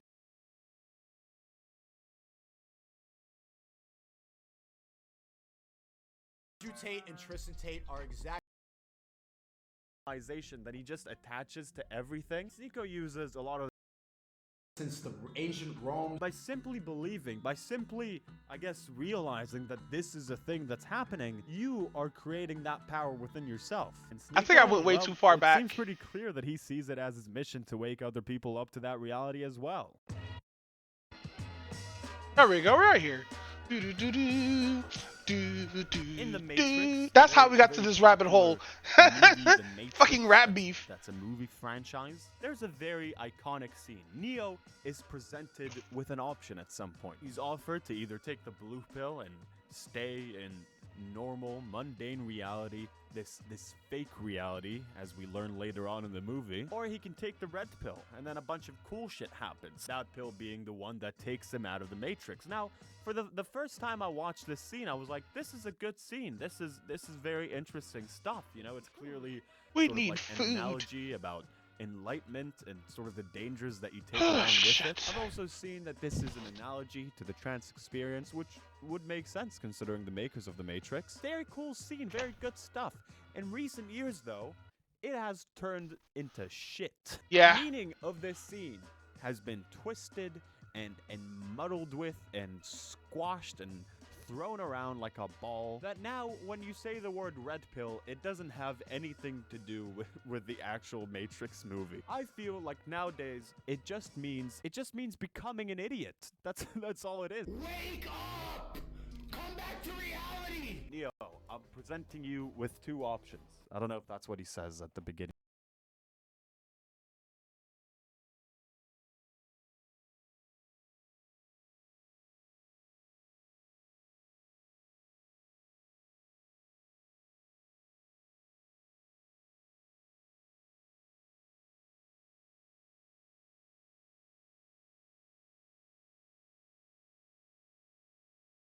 Of this. You can either take the blue pill and stay in this shit-ass, mundane, shit-ass reality, or you can take the red pill and become a moron.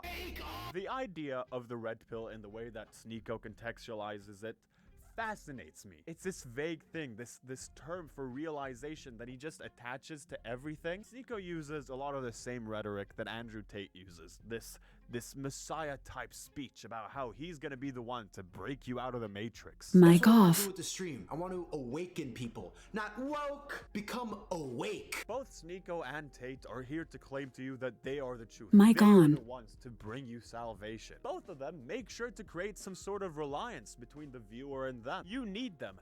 They are the red pill in a way.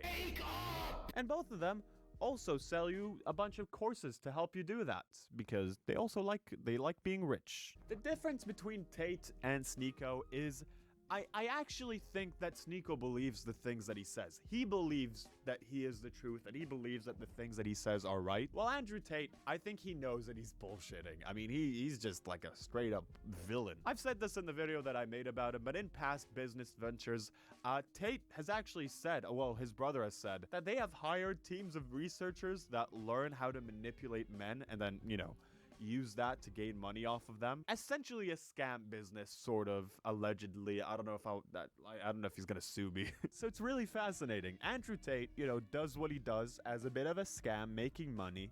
Sneeko also likes making money, but he actually believes all the stuff that Andrew Tate says. Andrew Tate and Tristan Tate are exactly the men that they say they are. So he just does what he does, but he has his entire heart into it. This incredible idea of taking one pill and thus changing your life forever seems fantastic, especially in a movie. But when we're talking about real life, I feel like this is such a shallow way of looking at things. Like, what, you're just taking one thing, you have one moment, and everything changes forever? I mean, I get it if you actually went through an experience that caused that, like an actual life or death scenario that changed your view on everything. That makes sense. But I don't really feel like that's the case with Sneeko. I feel like he just says that he's enlightened. He has just created this scenario in his head and to his fans that the world is divided to two parts, you know, truth and not truth. And that he's the one that could come over and turn that switch on for you. Become awake. I just feel like real enlightenment is one of those things that should take a lot of time to reach. It's a point that you reach through actual experiences in life. You can't just take a red pill and decide that this is it. Everything is different. Everything will never be the same. You gotta have some goal to genuinely believe that you have been enlightened, that you've broken out of the Matrix just because you, what, hate women? Shut up and clean and stay home and don't do anything. Just be an object in the crib. Because you think that Jews are bad? Wow, you really broke out of the system with those 1950s type of ideas. I've watched a lot of Sneeko's past streams for this video, and it's at times really difficult to tell what taking the Red Bull actually means for this guy, just because most of what he says doesn't actually make any sense. What is the Matrix exactly according to this guy? Get the fuck out of the mall, bro. You are just an NPC walking around and just wearing normie clothes. You just look stupid like anyone in a mall.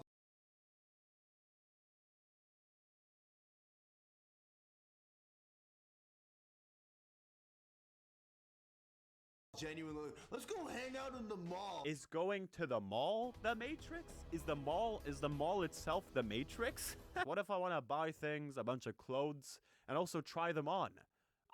the mall, that's the reason for it. Who are you to talk about basic ass clothes? Look at you. You're a guy with a shaved head who is either constantly shirtless or has a white shirt on.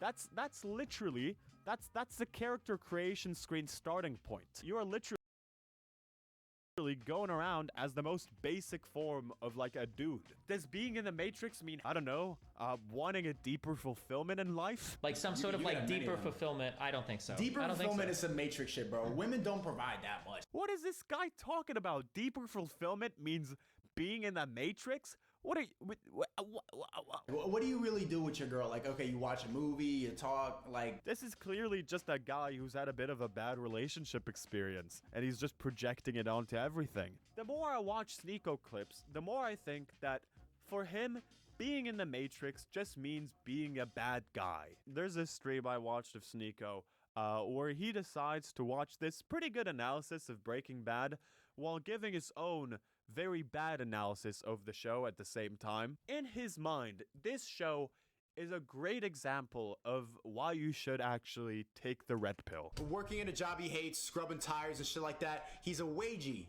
He's in the Matrix, he has no control of his life. The main transition in the show in season 1, when Walt shaves his head and decides to start selling meth, he goes, I am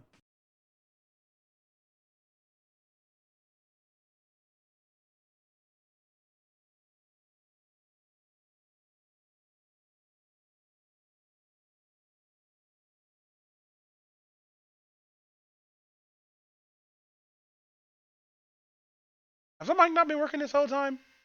Ah, fuck, now I gotta check the stream. Hold on.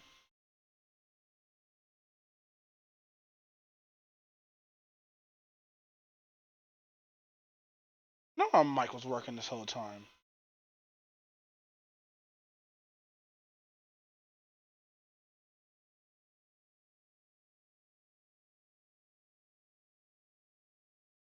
Hold on. Let me go to the stream.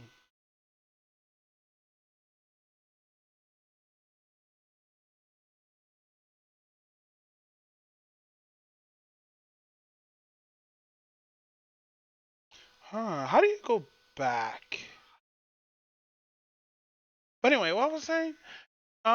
Fuck, now I forgot what I was saying. Fuck, what was I saying? What was I saying? I gotta rewind a bit. I forgot what the fuck I was saying. Alright. Let me rewind a little bit. I was saying something. The Matrix? What are you, What do you really do with your girl? Like, okay, you watch a movie, you talk, like... This is clearly just a guy who's had a bit of a bad relationship experience, and he's just projecting it onto everything. The more I watch Sneeko clips, the more I think that, for him, being in the Matrix just means being a bad guy. There's this stream I watched of Sneeko, where he decides to watch Breaking this pretty Bad! good analysis. Okay, so I've never watched Breaking Bad at all. I don't know anything about Breaking Bad. I understand because he's about to talk about what you said earlier. I understand that Breaking Bad, the main character, he had cancer, right? Even being a teacher, he got screwed over being a teacher. He's not making enough to get cured his cancer. So he went into making meth and he's made it like a shit ton of money. That's how I remember. I've never watched Breaking Bad. I haven't touched Breaking Bad. I just come across from what people have been talking about and memes. Like there's a Better Call Saul meme that actually makes me laugh. I do not get the joke or what happened in the fucking show, but it's a meme that somebody animated and looped of somebody tripping and falling and hitting their head on a desk. But they made it funny. It's really funny, and I can't stop laughing at it. I'll probably play it here in a minute. Of Breaking Bad, while giving his own very bad analysis of the show at the same time. In his mind, this show is a great example of why you should actually take the red pill. Working in a job he hates, scrubbing tires and shit like that, he's a wagey. He's in the Matrix, he has no control of his life. The main transition in the show in season 1, when Walt shaves his head and decides to start selling meth, he goes, I am awake. I watched Breaking Bad for the first time when I was about 13. I want to watch Breaking Bad. It was pretty obvious to me that this thing is a cautionary tale. I used to remember Breaking Bad as this story about a man slowly losing his morals, becoming worse and worse. Now on a rewatch, I mean, that's still definitely a thing, but I couldn't help but notice that Walt was a bit of a bad guy from the get-go. The dude clearly doesn't have a lot of empathy to a lot of people. I mean, he essentially forced Jesse into working with him. The amount of time Force that it Jesse. took him to decide to do Why what do he these did in the Lego show things? was shockingly fast. He barely considered how that would affect his family or like if that would endanger his 2 kids. When Walter is presented with an out, a way to pay his bills while also not, you know, risking the lives of everyone around him, he straight up refuses just because of his ego. Because that's what matters more. Like it's not just about the money, it's about the respect. It's about how you feel. It's about your It's the ego. That's all the Red Pill community is. It's just ego. A bunch of nerdy dudes who end up getting pussy and feel bad because, you know, pussy did them wrong and they think they're entitled to pussy. That's all what it is. It's incels evolved.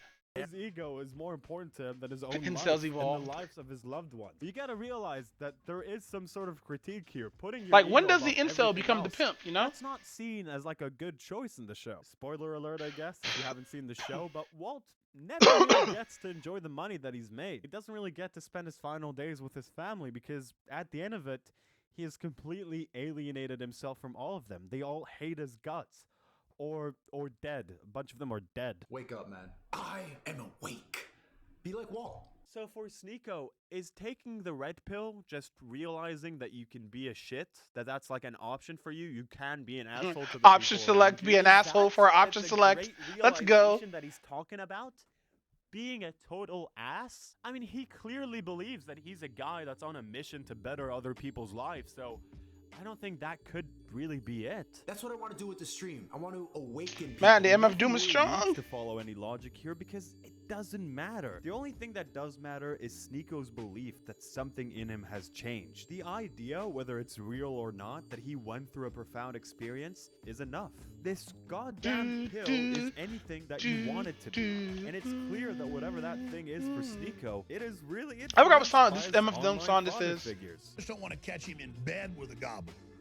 Facts, man. Along the years, Sneeko Yikes. has acquired quite a lot of online father figures. A lot of e-daddies, if you will. He's got both of the Tate brothers when it comes to learning I want how an to e-mommy. treat women. Where's my e-mommy? I want an e-mommy. For what? Somebody out there on YouTube, be my To e-mommy. Mr. Tate. Bro just looks like he's waiting for a little pat on the head. I would ask Little ask submissive Shoe bitch. on the When it head, but comes her to room believing dirty. in dumbass theories, he's got Mr. Alex Nah, she probably Jones works outside himself. of doing Because he's a YouTube. truth seeker. He never sold out. Before his channel got nuked to hell, Sneeko had a billion videos praising Alex Jones for being a genius. Maybe even doing some fun little imitations of the guy. Frogs are gay. Or Sandy Hook, the global agenda, the globalist agenda. He's so silly. Ha ha ha. Sneeko idolizes him. He loves him so much. He's his e-father. That's why you could often see him repeat his points Daddy. almost one-to-one. Government can control the weather if they want to. They're messing with the weather. So many flies over here. Is there like a pile of shit next to me? Guys, I'm gonna move. I'm gonna have to move.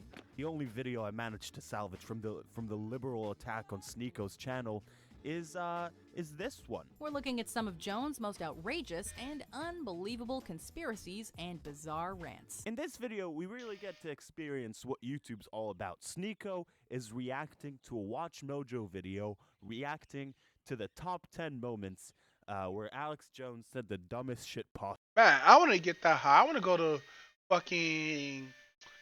I want to react to that. I want to like multi-react. Let's do that. Let's do like react sections to like the reactions like so fucking hardcore to where it just breaks some like algorithm or some weird shit. Possible. Right after they mentioned something that Jones said in the past that isn't true, Sneeko keeps on pausing the video and saying something along the lines of, "Oh, you see? They're trying to silence him. That's fucking hilarious. They're just taking what he says out of context. They only show the bits where he said things that aren't true. They have to get it because he's a truth seeker or whatever." The Reaper Goblin that got me, guys. Man, I just feel bad for Sinukio, you know? If he had a different internet daddies, I think he would have been different. If he would have followed the gospel of Kevin Samuels, I think he would have been a different person, you know?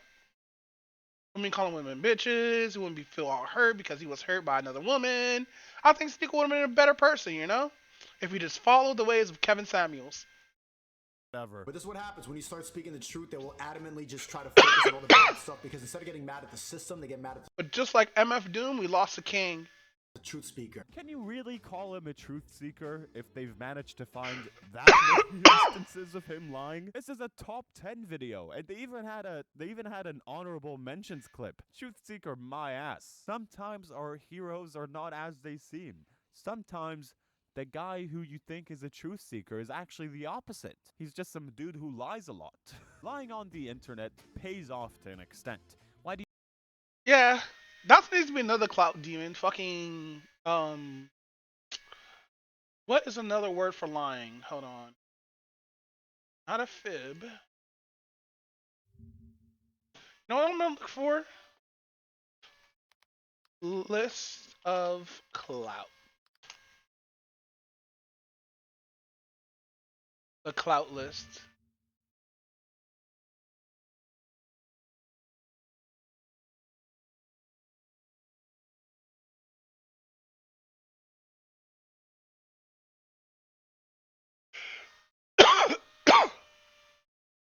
Clout cream. Clout cream.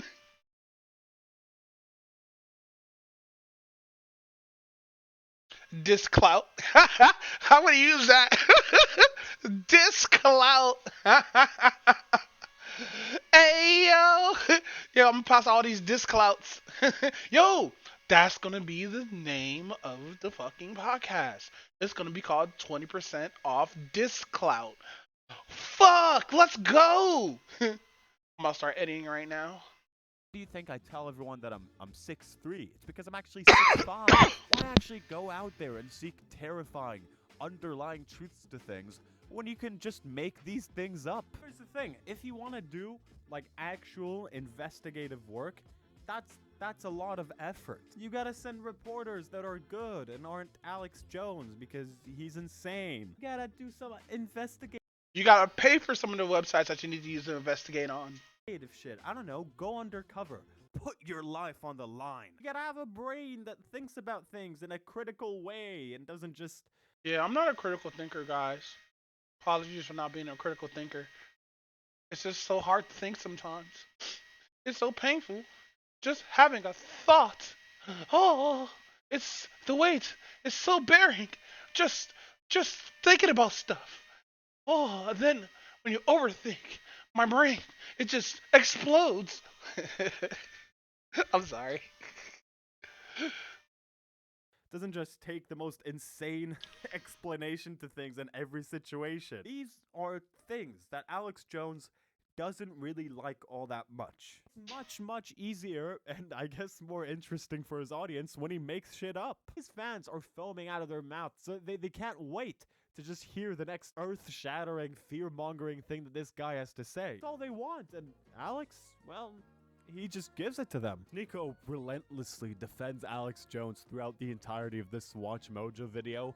It's quite honorable, I'll tell you that much. So he's under so much scrutiny. He's risked his career many times. He's been to court many times. He was just there. You know what they took him to court for? You know what he's been in court for?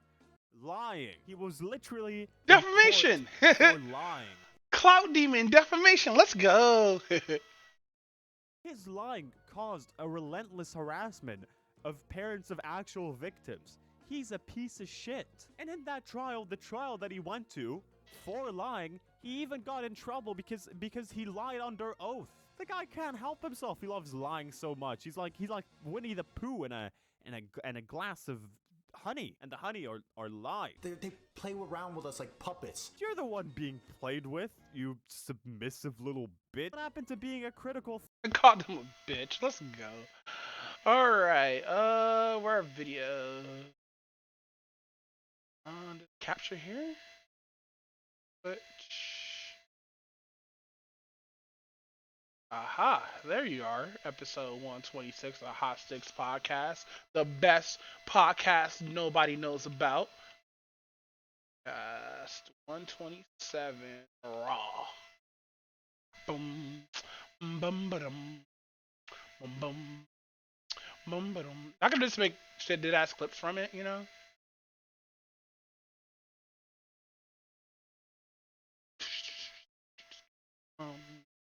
Bum ba-dum. Bum bum ba-dum.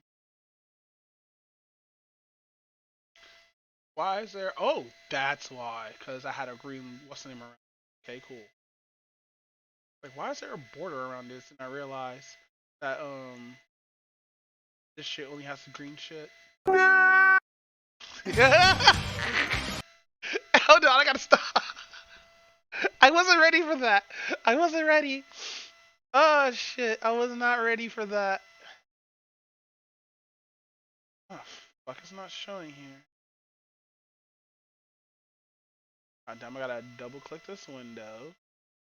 Ooh. Alright, can I guys see it? Yes, our guys can. Hold on.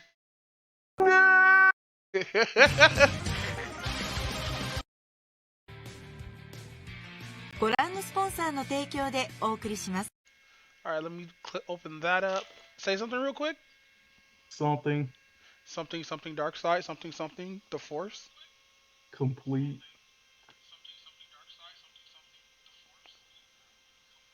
This is how we go. You sound really lower than me. Why does this always happen? I hate this.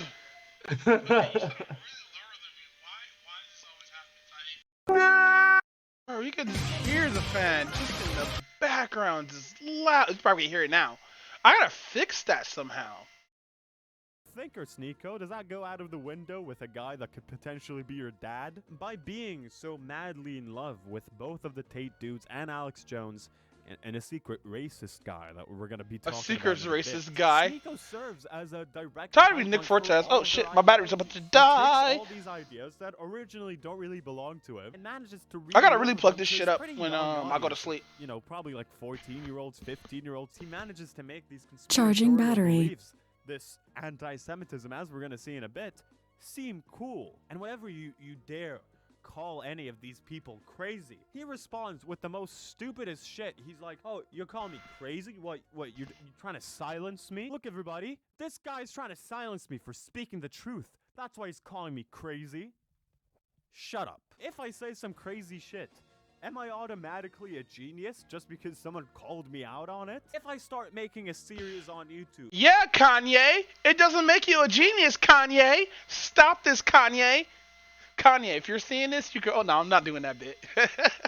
Going on about how like, Kanye, are you here? You can only see this. Little guys. You're the only person who gets this message. Fine because it's not the summer and nobody steps on them and they're just chilling. But in the summer, it's quite painful for them because everyone's just walking on these little guys. Everyone's just like stepping on these little guys all the time. They can't catch a break. Would I be validated in my rant just because someone decided to point out that I'm talking nonsense? Where's the logic in that? Sneeko follows the Alex Jones textbook very, very closely. Both of them kick things off usually by talking about something that may have actual, like, truth to it. They do that to make themselves seem like people who actually talk sense. And then people make those TikToks where it's like, oh, you know, usually I don't really like Sneeko, but this time he's speaking truth. That's how they managed to catch a pretty big net of people. They lied about the Vietnam War. They lied about... Yikes. The Iraq War. They lied about... Yikes. World War II. Yes, governments do actually lie a lot, but by saying this sentence, he's alluding to much more extreme lies. That the government is lying about flip-flops not being conscious, and that the government lying about birds not being real. Like, when was the first time you seen the pigeon? Like, seriously. Like, wasn't before the 90s, wasn't before the 60s. It was like ever since the mid-90s, pigeons just became like a common thing. Yeah, you know, pictures are not real. Pictures are just cameras. They're actually just little guys. Like Alex, Sneeko also uses controversy to make himself bigger because he knows that just catches attention, only to eventually get banned and I guess be forgotten about with the times. So I never expected Trump charging into a goblin's nest to not get some goblin vomit and slop and blood on him. I just don't want to catch him in bed with a goblin. Ew. Facts, man. I like the goblin nest analogy, so I'm just gonna go ahead and steal it. When you're that deep into the goblin's nest, when you believe everything that Alex Jones has to say, you're bound to go even deeper. Alex Jones, he's there to lure you in. He talks about relevant political issues. He talks about things that the average American citizen cares about. And when you thought that this bizarre, hypothetical goblin situation that you're in couldn't get any worse, he brings you in even further. And that's when you What meet song is that? the father of all goblins, the worst goblin of them all. This guy. And Nick Fuentes. Race realism. One of the Ayo. things is that on average, the races have different IQs. And so on average, Asians have the highest IQ, and on average, blacks have the lowest IQ. It's like you cannot even say the word Jewish without people getting upset in the same way. And he started talking about Jews. Then he lost his bank account. Then he got kicked out of stadiums Because they practice basically like black magic. And if you get into, Wow, word vomit is strong with this one.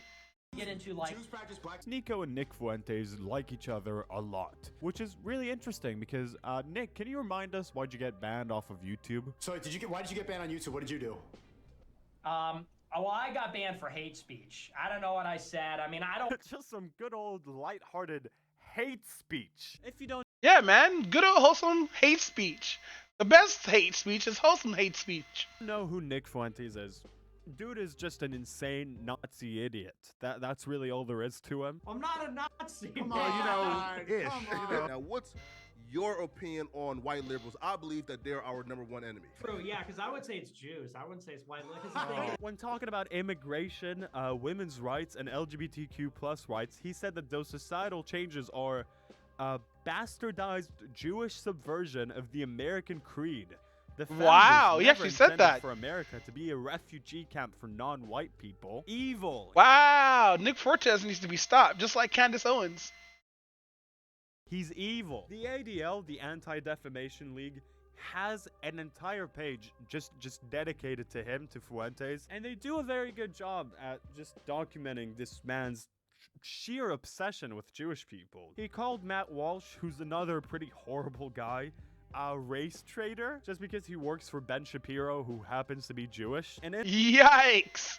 In a debate, he said that he doesn't see Jews as Europeans, and he doesn't see Jews as part of Western civilization. Next big frontier for populace and conservative. Hey, yo, fucking... oh my god. Yikes. Nick Fortes needs to be stopped. Is discussing Jewish power. This is a man who clearly hates Jewish people. I mean, the idea of Jewish people having any sort of A Jewish power or person must have control in fucked any his sort of girl way good, and he makes sat him there and sick. watched it. That much is clear. Now, when Sneeko decided to platform A this Jewish guy on dude his probably channel, gave his girl some he dick. didn't Long, do I mean, so to challenge his views to, I don't know, debate him or whatever these people Long like Jew to do. style. No, he did it to just kind of hear him out. Yeah. He wanted to hear out the Nazi. Why would you want to do that? That happened to me on stream. I said 11-9 might have been fraudulent, and they terminated my stream live. Oh, yeah, that's right. It's because he's one of the few people who would actually enable his crazy-ass ideas. It's very obvious from the get-go how Sneeko's conspiracy obsession 11-9, has wow. created a direct path to this man, to this awful, awful guy. And I don't understand how that doesn't wake people up. The fact that like misinformation can can they decide what information is good and bad?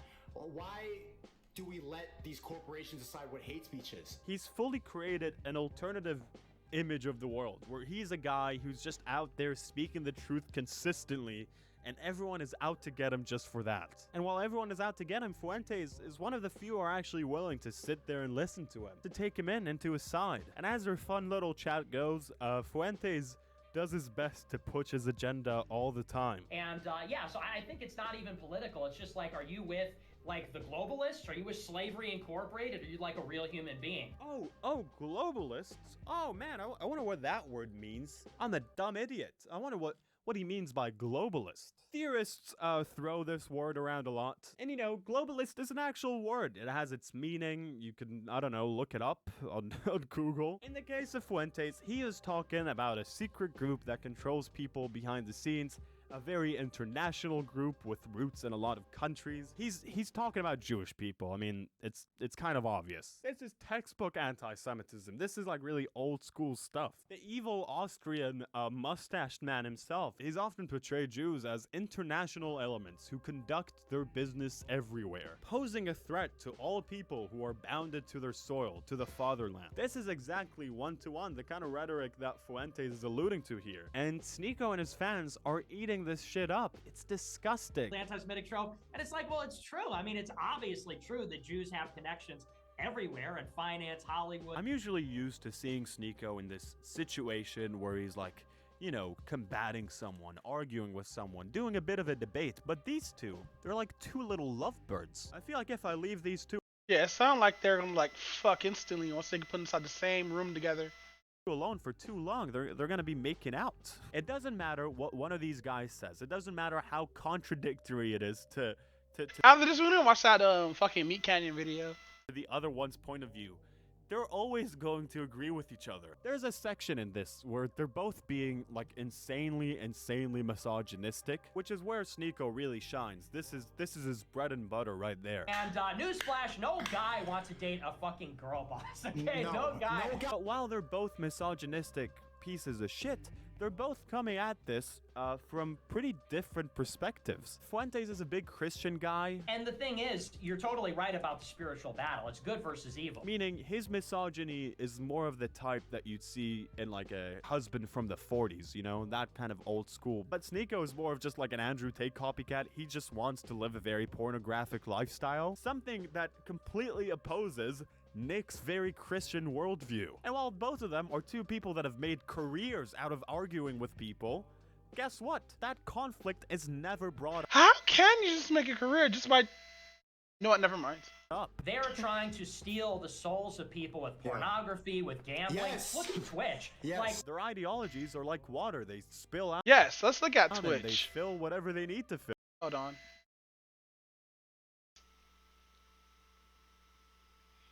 They So, use like- the writers in pieces.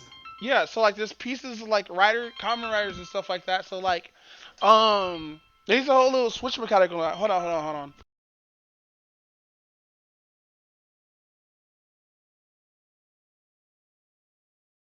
Wait, what? W, which is home. Alright. Gotta get this precise. Bam. Yes. This. I think I get back and Alicorn's not in for a cool.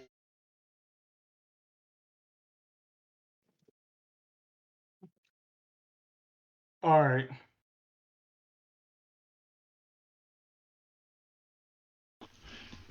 Can you hear me? Yeah, I can hear you. Okay, how long you been back? No, I just got back just now. Oh shit, I just got back. Oh, okay. Perfect timing. Damn. Yeah, really perfect timing. Holy shit. Ah, this is gonna be some bomb ass meal. Kinda sucks. Wish I had a car so I don't have to pay like outrageous prices and shit, but shit. My voice still sounds raspy. So where were we? You're talking about Common Writer. Alright, Kamen Rider gets. Alright, so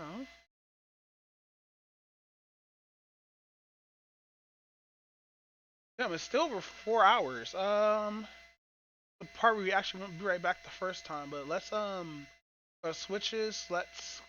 We go to group. We go create new. So now when we pull this down, it pulls down both little sound tactic we use in there.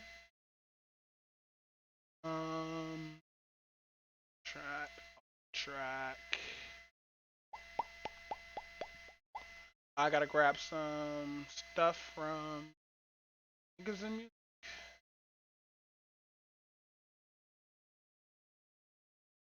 Dragging that in there, and then gonna go into music.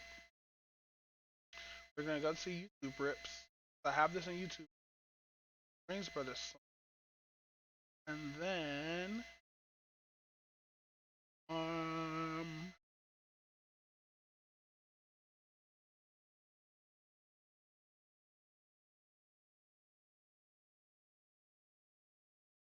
This song was stuck in my head for months. Nope, not playing that ever again.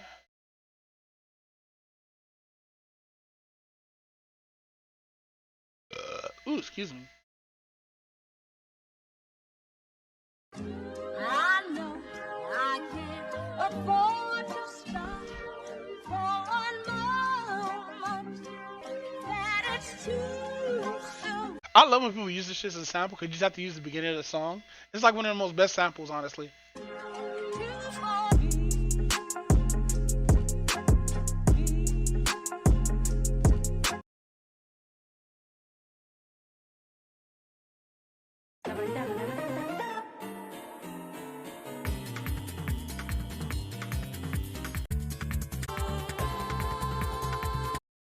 Alright, Little Pump. Not the actual song that was made. What is this? Probably some ear rape. Do what you want because a pirate is free. You are a pirate. You're our favorite indeed. Being a pirate is our entity. Do what you want because a pirate is free. You are a pirate. Alright,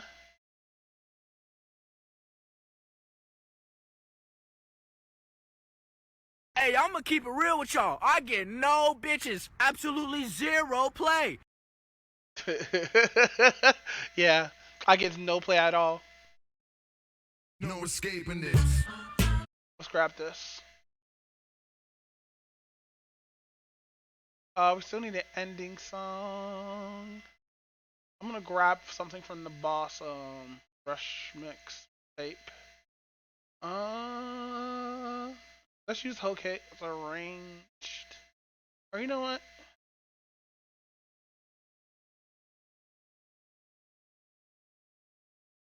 I thought I added it in here. Where's WAP? Where the fuck is WAP? Did I lose WAP? No way. It's probably in hip hop. Hold on. What you mean WAP? No, WAP. Or WAMP. No, it's WAP. What is Wham? Wham? But it's this song.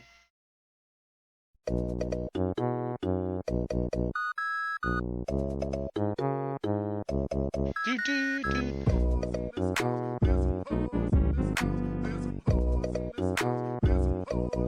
I said certified free, 7 days a week. Wet ass pussy, make that pull out game weak.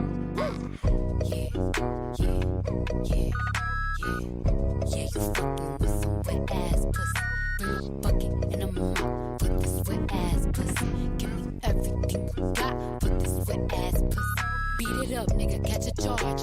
When that shit comes in, it makes me sound harder. It's like a progression with this. Extra large and extra hard. Put this pussy right in your face. Swipe your nose like a credit card. Hop on top, I wanna ride. I do a kick, what is inside? Spit in my mouth, look in my eyes. Pussy is wet, come take a dive. Tie me up, like I'm surprised. That's role play. I wear disguise. I want you to park that Big Mac truck right in the garage. Make it cream, make me scream. I don't public, make the scene. I don't cook, I don't clean, but let me tell you, I got the string. Gobble me, swallow me, drip down inside of me. Quick jump out for you, let it get inside of me. I tell them where to put it, never tell them where I'm about to be. I'll run down on them before I have a nigga running me. Talk your shit, bite your lip. Ask for a call while you ride that dick. Really ain't never got a fucking for a thing. Yeah, that sounds beast. Too bad somebody lost a toe. Wait, was that Megan Thee Stallion that lost her toe? No, that's Megan Thee Stallion that's in this. She was all up in the music video, I think. I'm kidding. She wasn't.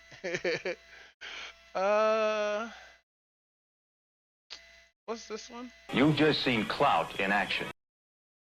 You've just seen clout in action. Phil, it doesn't matter. They're gonna just say whatever they need to say to keep the grift going, to seem like they're on the same side. Nico and Midi Adolf here are talking about Andrew Midi Tate or Adolf! whatever, when seemingly out of nowhere, Sneeko pops this question. Technology's too hot. Yeah. So, I mean, that's why. What do you think about the Jews? Yeah, I mean, that's one hell of a conversation starter right there. I'm sure this was a pretty hot topic around the dinner table around the 30s. Let's see how Nick responds, hey? I think it's totally legit. I mean, I've gotten canceled for saying this. Well, but, I don't know what you mean by totally legit. Like, I've been... Look at how excited he is. What do I think about the Jews?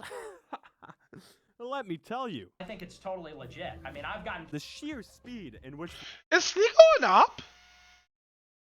Fuentes reacted to just... Is Sneeko an op? No. There's no way that Sneeko's an op.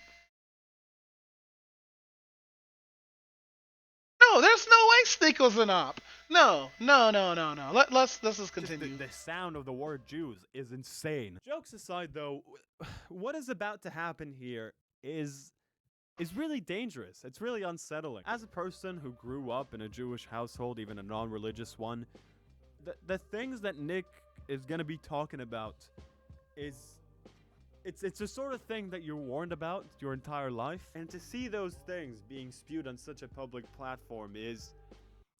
I mean, it's kind of terrifying, honestly. Sneeko brings up the Jews. He brings up his recent conspiracy obsession. Getting deeper into the conspiracy things and people... Like we saw, Nick is ready. He jumps on this opportunity. No, cause last is a kind of little theory I have.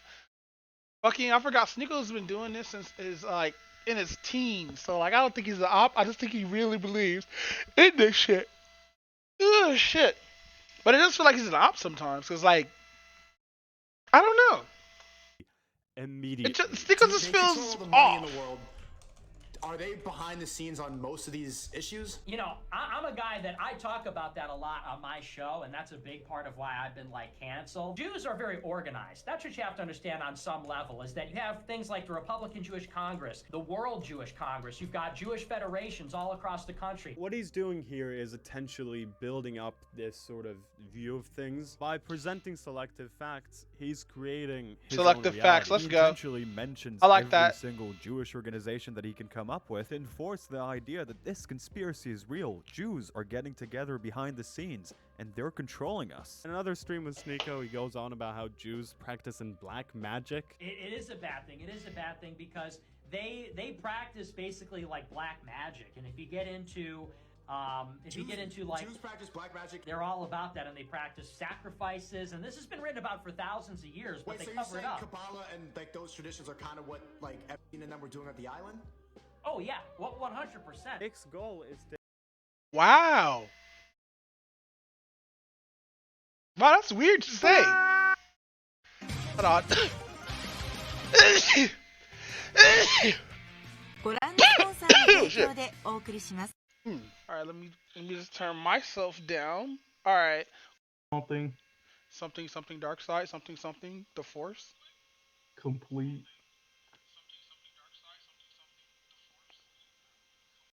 From feet orb. Feet orb. Self down. Alright. Cool. They can hear us.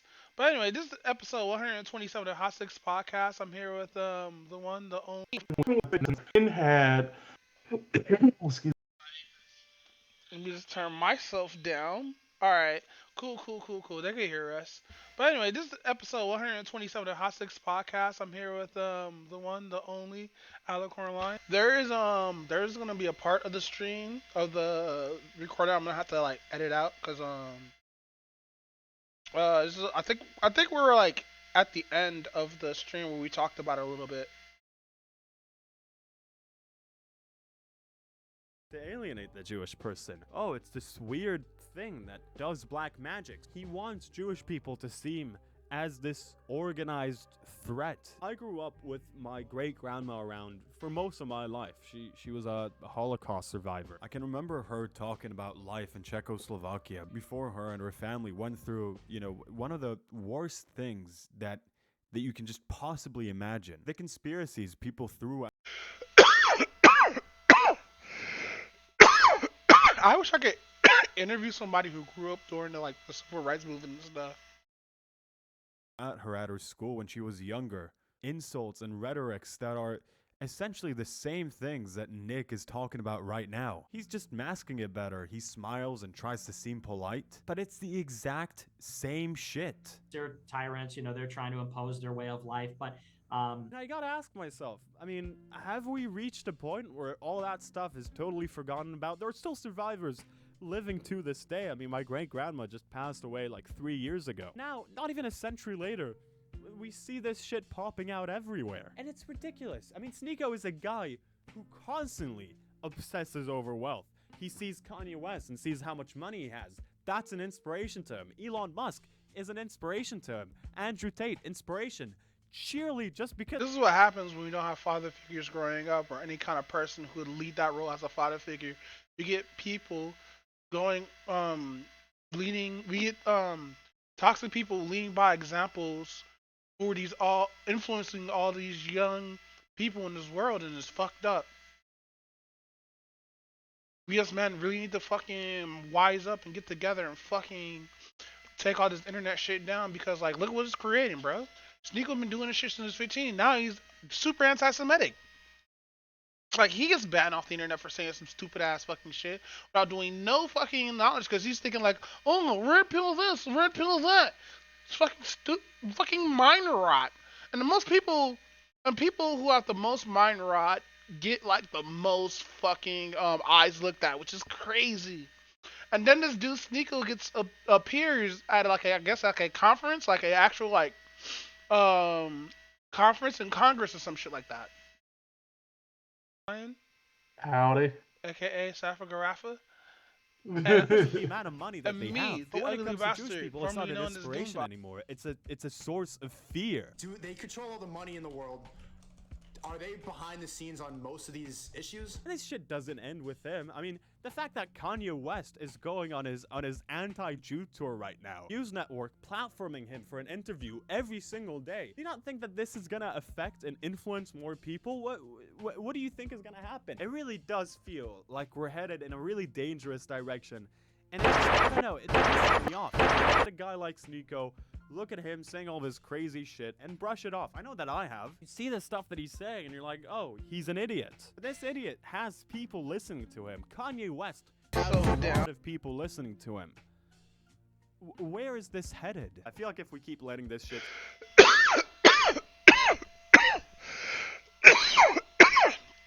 As a fellow idiot, I think it's dumb that people follow people like Kanye West and Sneeko and Andrew Tate and shit like that as actual versions of what men are, when they're really not. They're just like they people. Listen, I understand Andrew Tate had a father figure or whatnot, but like I feel like this is my theory or whatnot. Like he didn't want to become like his father. He wanted to become more like, he saw what on TV and whatnot, rappers and shit like that. So he joined MMA and became that kind of person and whatnot. Found out like he's lackluster. Like I think Andrew Tate would have stayed in MMA. I think he wouldn't have been in any of this, bro. But now you have to worry about Bugattis. That Bugatti got a bad rep.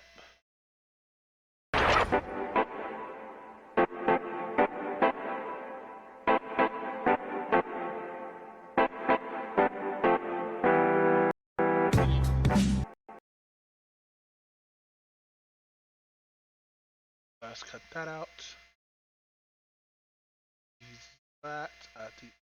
That. Gotta zoom in here. We gotta make sure this shit's actually. Oh, wow, I got that shit clean. Because if we go a couple, there we go. That's all I was looking for. So we bring this over. Match that with that. And so this is going to be on the same timeline. We're going to do this. Where is it? Where is it? We're going to go to group. We're going to group this as new. So it's just not like this.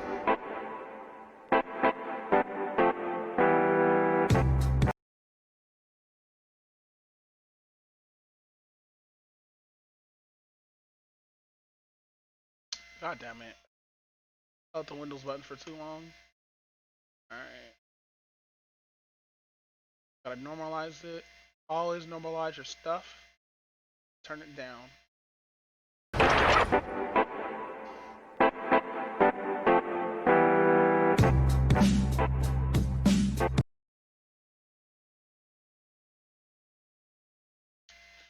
Damn it, hold on. I hate when I accidentally copy shit.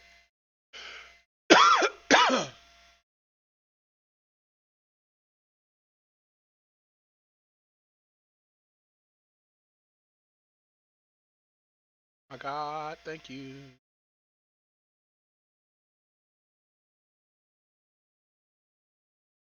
Hey, what up, Curious Mind? What it do, fam? Trying to fucking remember where. There we go. I'm trying to remember where the fuck I put this. I'm currently reacting to like this to finally talk about Sneeko or whatnot. You got everything working? Yay. Yeah, mostly I gotta so what I did was I'm still nerfed because my CPU is still shit. But I'm using my brand new graphics card and a brand new power supply I have my case, I just need to buy the motherboard, the SSDs, and the RAM. And then after that I'm gonna buy the CPU and then I think I'll be done. Get like a portable disk drive. Oh, I gotta get the CPUs and the hard drives so I can put inside my PC and stuff.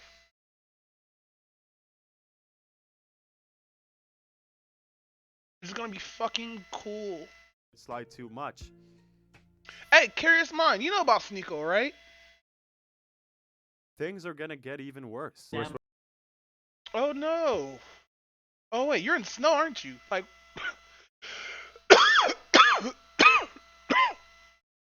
Supposed to just accept that the Jews are tyrants who want to change our way of life? They are. I mean, they are. That's just true. They have ultimate control and power, and they will. Man, I'm so upset that these idiots able to get like all this fame and shit just because their clout is racism. That's all this is. This is racism. Abuse it if they need to protect their agenda. Really interesting. Kanye's going down the same pipeline that me and Fuentes are going down, talking about bots and red pill and about who owns the banks and about who controls media. Words have consequences, and when you have a huge platform like Kanye, he can fuel the hate so easily. Over the weekend, we saw the banner that said Kanye was right about the Jews, and then the propaganda pamphlets on people's front lawns, and people started becoming afraid of what's happening. Yeah, man, it's real fucked up how the world is right now. Like, we're supposed to be intelligent with this shit. We have, like, the power of lexicon at the fingertips of our hands. They're called phones and internet and stuff like that, and we still choose violence, which fucking sucks. Why do we choose fucking violence over everything? Apparently this game is getting a lot of attention. Yeah. I've been following it since 20 what 14. Fucking it looks really good. So I'm talking on Discord right now, and when I usually talk, I usually type when I talk or whatnot. Helps me type really fast, honestly, without looking at my keyboard sometimes. It's a weird fucking habit. It's fucking weird.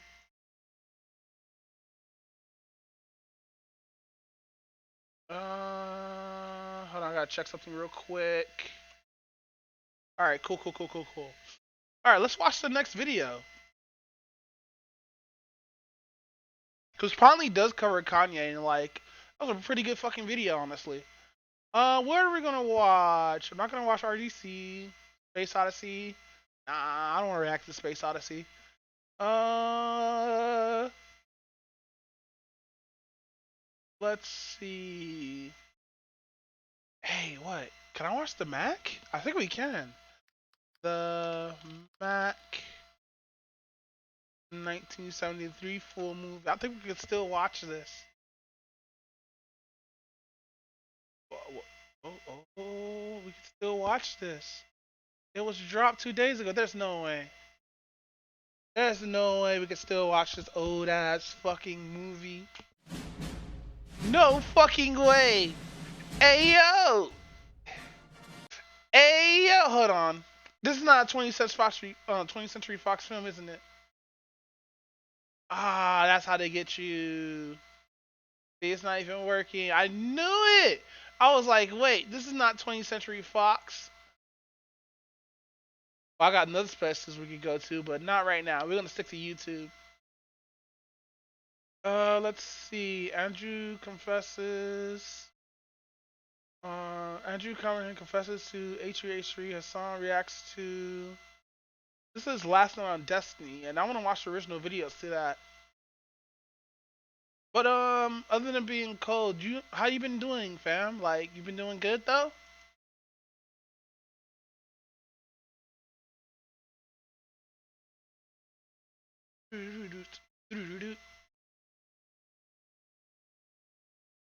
All right. Mine's that. Uh. Oh shit. Girlfriend Heart. Oh, that's that Christmas game. I want to play that Christmas game too, but like, nah. I need my Yandere games to be like much more lewd, honestly. No, seriously. I don't play visual novels or anything like that, but like, if it's gonna have Yanderes in it, like, make it a little bit more lewd, but don't put them in high school. I'm sick and tired of seeing like high school Yanderes. Where's the adult Yandere? Damn it. Where's my grown ass woman Yandere at? Where's my Yandere with a job? Yo, somebody's gonna do that shit. They're gonna make a yandere like a. It's gonna be a slice of life, but a yandere. But it's gonna be a grown ass woman working like at an office job and shit like that, and she just like murders like new coworkers that comes in. Nobody knows why. It is all mysteriously died because of weird accidents, and it's been happening for decades. Ever since his, and it like everybody suspects it's like the guy, but it's really his coworker, which is the yandere who's killing people. Yo, that's a good plot. That was for free, everybody. Let's see. Fake OBS malware. Let's do this. We gotta spread this out.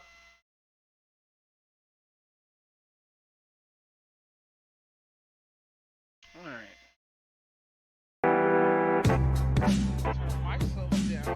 I'm using OBS with the Open Broadcaster Studio to record this video right now. Podcast. Every single YouTuber or content creator that I talk to, I still sound raspy. And me, the ugly bastard, formerly known as Doombot. And welcome to today's fucking episode. Fuck, bro. You want to start with football first? Yeah, let's cover some feet. Let's cover some foosball. Some feet orb? Feet orb. Feet orb. All right, so there was a long few weeks that we did kind of miss in some very important games because sadly the player Go ahead. Also fed. From the playoffs. Now they're done. The Jets came out of nowhere and said the most dumbest fucking shit I've ever heard in my goddamn life. Yeah. Okay. Let's talk about that. So during the game, I'm not a fan for some reason. And they had to do CPR for like 9 minutes, and he had to immediately go to the hospital and all this other stuff like that. And by the way, update, we found out like he's okay or whatnot. I think he's moving around. I believe. I still have to look it up. But we all know he's like 100% okay. It was pretty emotional. Like you saw like a lot of people gathered around the hospital praying. You saw like they were in Cincinnati, by the way. Yeah. So you literally had Stephon Diggs fly all the way from Buffalo to Cincinnati just to see if this particular player was okay. Wait. I have a question. Did Skip apologize? Yeah. Oh no, I gotta check because that's in my head now. I gotta check if that actually got heard because I talked a lot about the Matrix.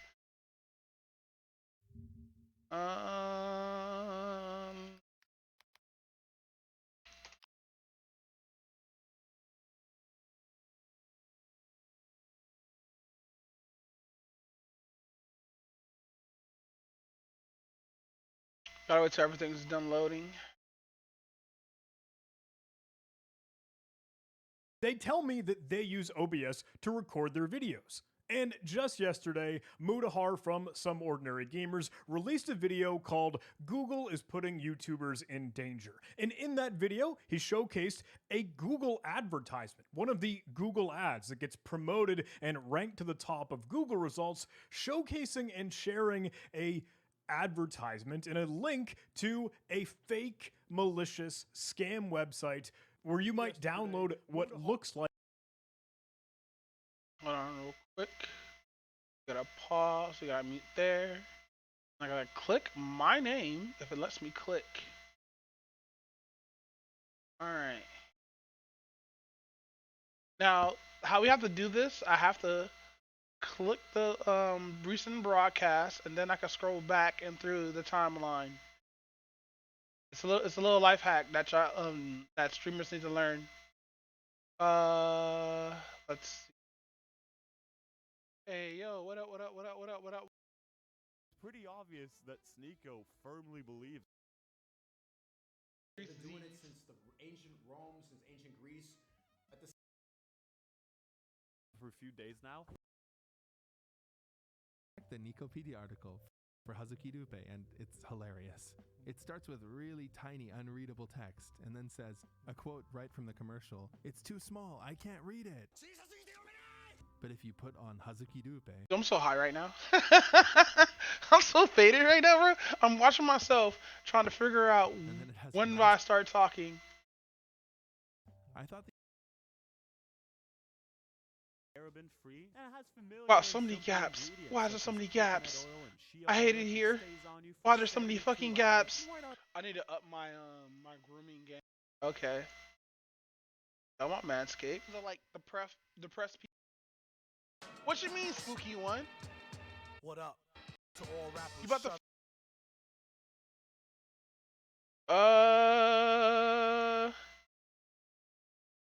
yeah, Spooky never replied back, I guess. Finished watching or making one?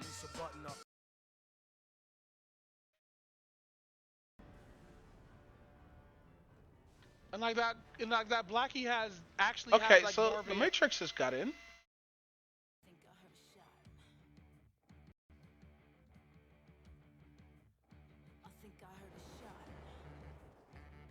Yeah, look how much. That's again. Look how much color the fucking Matrix film had. Last one.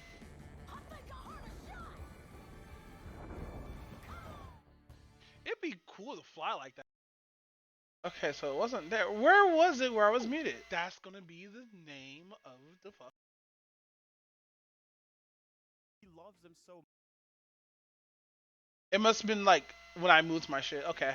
So I guess that little small part got fucking hit. I don't know where. Fuck like it. OBS, I want to watch. the I don't know Open more about this Broadcaster OBS Studio. shit. However, it is I not use. the OBS. I actively use OBS. Yes, Open Broadcaster Studio. It is in fact information stealing malware that hackers are going to use to steal your passwords, to steal your credentials, maybe credit card information, anything present in your browsing sessions and secrets. In this video, I want to expand what Mutahar showcased in his video further just a little bit, and so this is by a YouTuber named John Howman. I've been watching a couple of videos about streaming and stuff like that. And yeah, he makes pretty good content. He does have like a little issue that's going on with YouTube right now, I believe. Get some cool show and tell to discuss what this really does and how you can better prevent yourself or protect yourself from it. And you know what? Hey, let's play with this thing. Let's fire it up. Let's see if we can detonate this. Let's get this malware running in a dedicated dynamic analysis sandbox so we can better understand what it is in fact doing. So hopping on my computer screen, Mutahar was able to actually see the Google ad that served this right at the very, very top of Google results when he entered OBS download.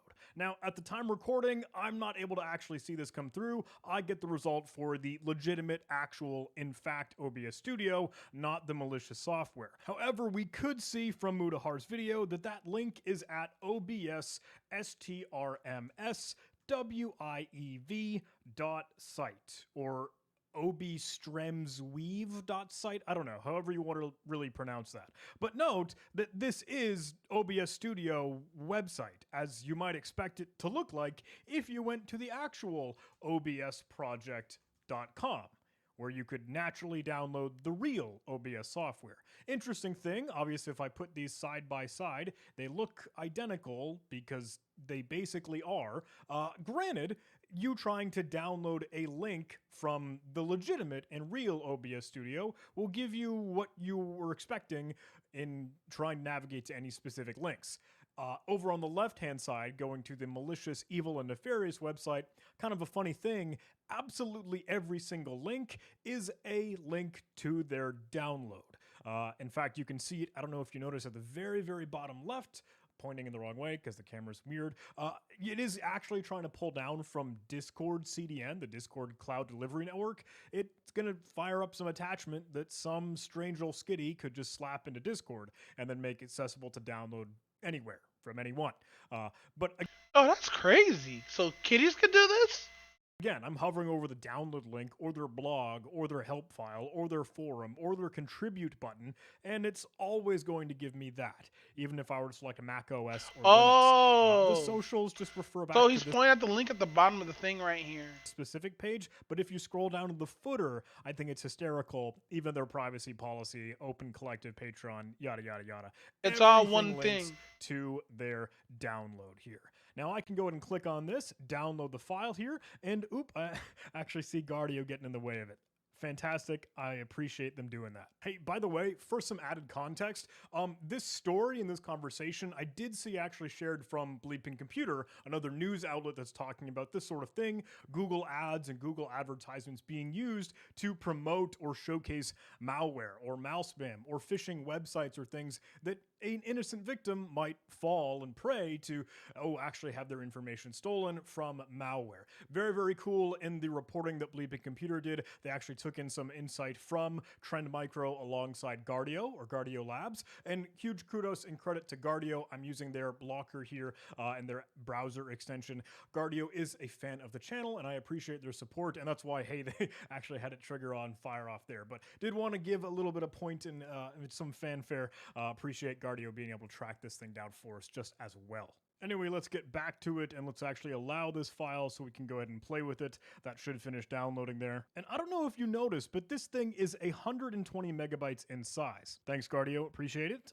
Check it out inside of my downloads folder. The file itself is 120 megabytes. That's the zip file. But if you actually take a look at the contents of the zip file, you have the executable installer itself, again, masquerading and faking the OBS or Open Broadcaster Studio software. That's at 462 megabytes, which is massive, 75% compression ratio. And this About folder just has a whole lot of ADMX files, random stuff.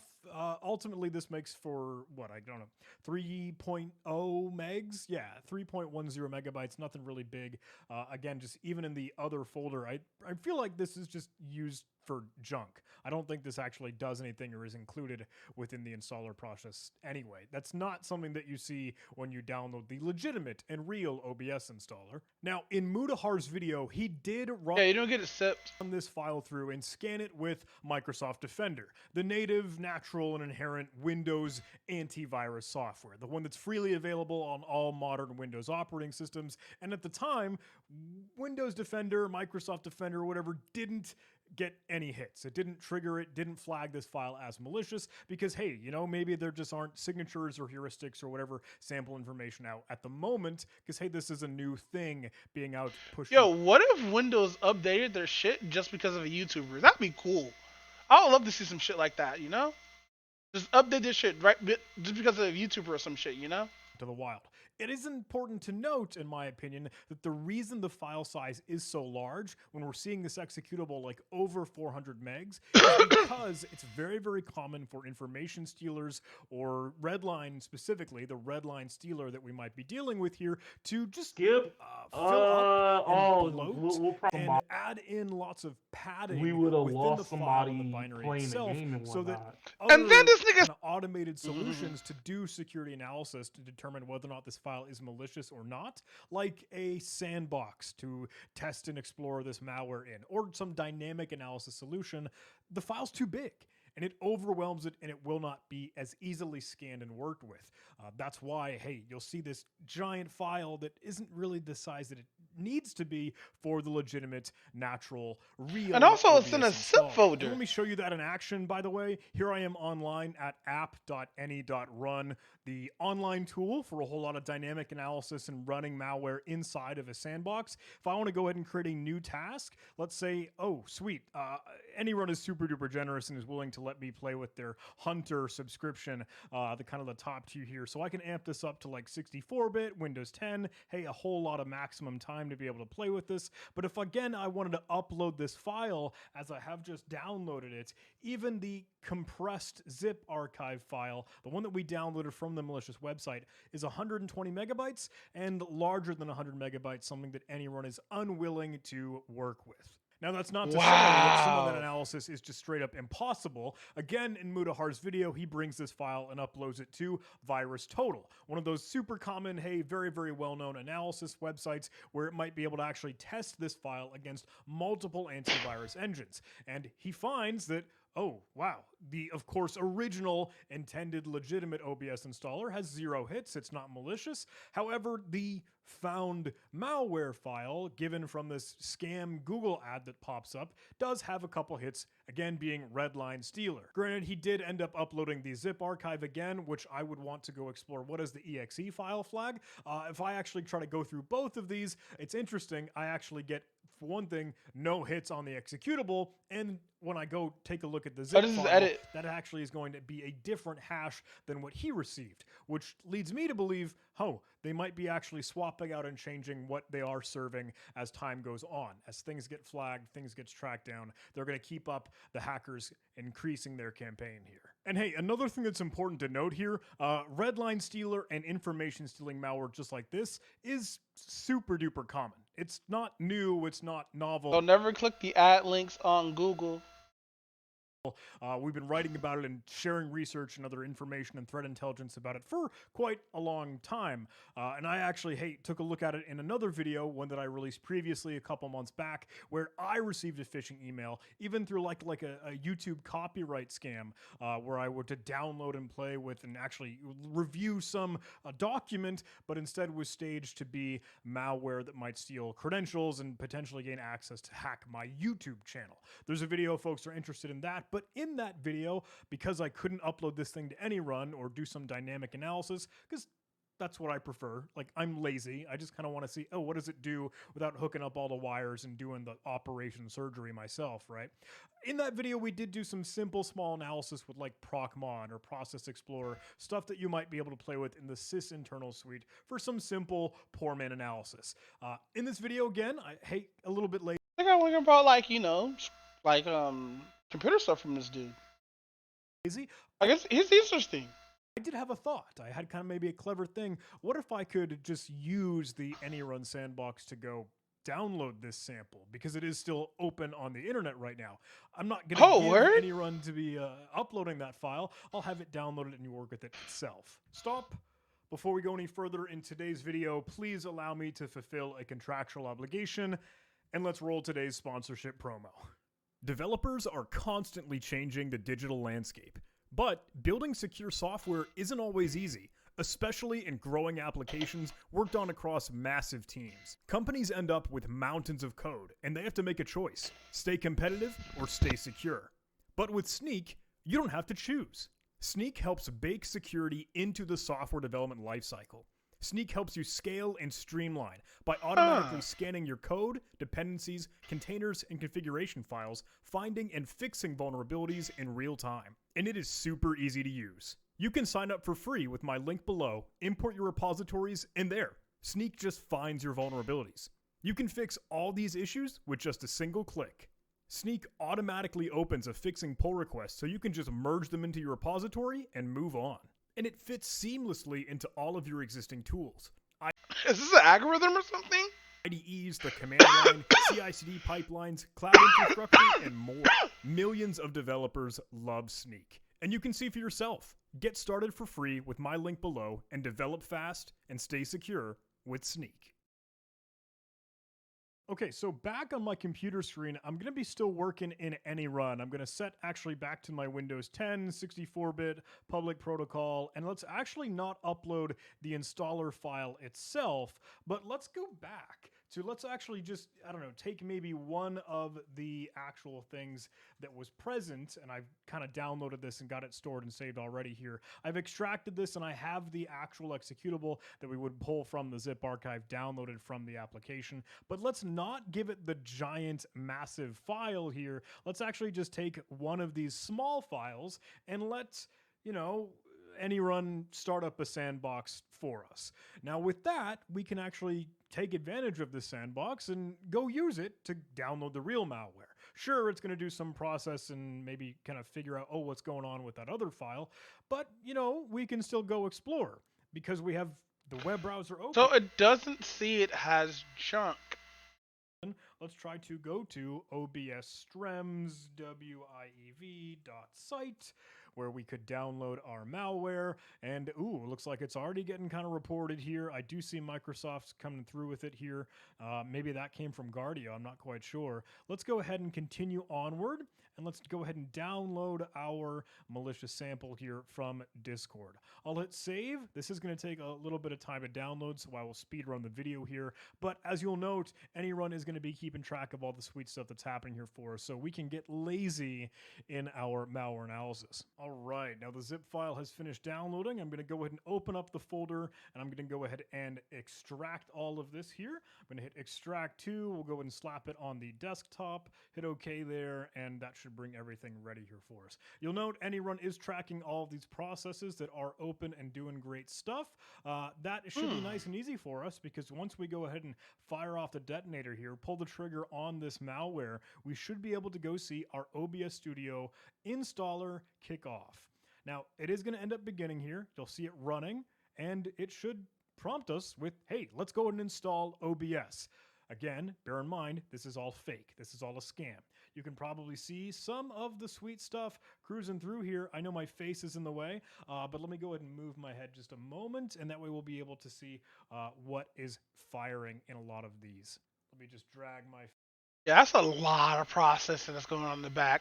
This is a real interesting video. I like it, actually. Face up while this continues to move forward here. Note that the full installer does end up checking out, oh, what's the date of Windows install? Okay, maybe it does a couple of things, checking the computer name, LSA protection, yada, yada, yada. But there's some odd behavior when it does drop another file. This is kind of normal for, hey, potential installers, but we've got other things that it does that are strange and odd and weird. For one thing, there's a whole lot of these executions all next to each other.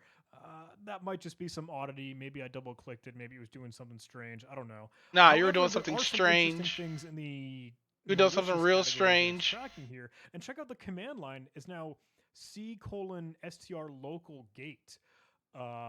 We also have a command prompt executable. cmd.exe does run with PowerShell syntax with an encoded command, 100 out of 100 score that it should be malicious, and base64 details that would be probably pretty interesting to go take a look at. I don't know if anyone just happens to know what that might be, base64 decoded off the top of their head, but again, command prompts, cmd.exe, doing some strange stuff, seeing what more it might stage here. And install util is suddenly dropped. Okay, that's pretty weird. That's pretty whack. Now, install util is firing off, and that's connecting outbound to a usual port, looking for installed software and actions that look like stealing of personal data. All the while, the victim, the fool, the target here is still under the impression that they are installing OBS Studio.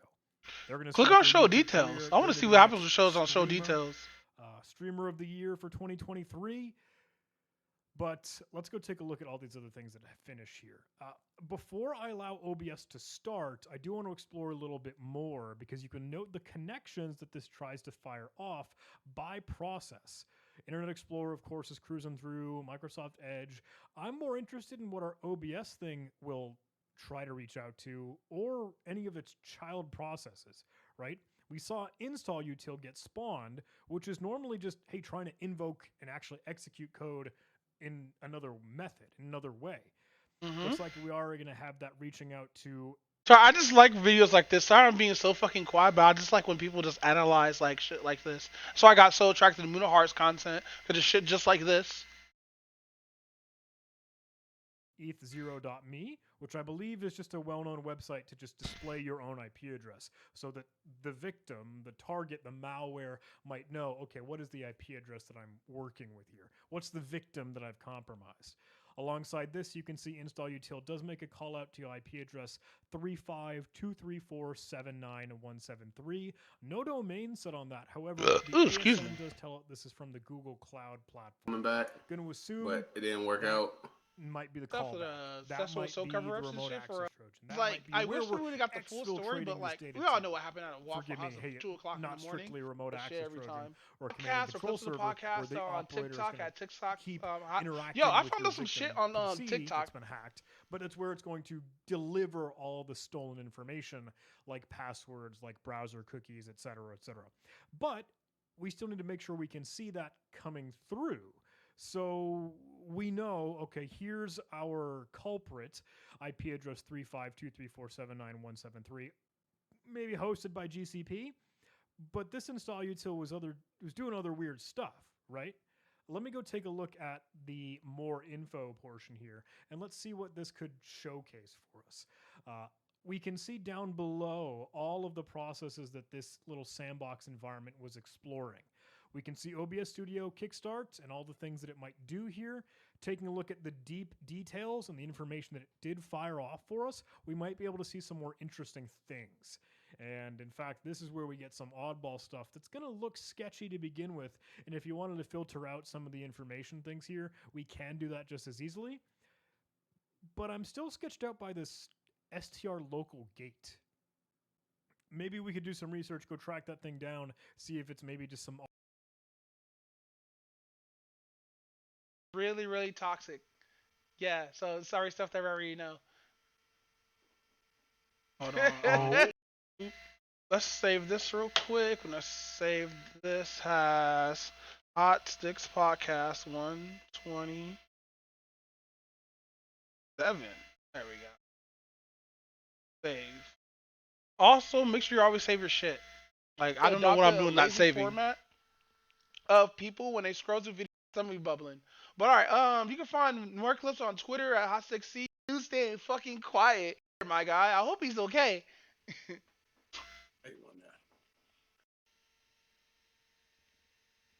Hey, yo, y'all guys see these new fucking design battles of history with Kanye? Fucking, what else of the Kanye jokes we could make here? Nah, apparently, like, it's in shape of a swastika, but it's did in a clever way where you know it's a swastika, but it's not like a full swastika. Wow. Yeah, it's on that really, really weird shit. But with that said, thanks you guys again for coming in now. No problem. Yeah, so you didn't go to work?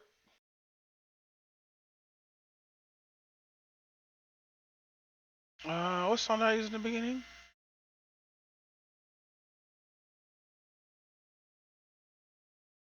Oh yeah, that's why the Rain Birds song is so short, cause I have to add this at the 10-second mark.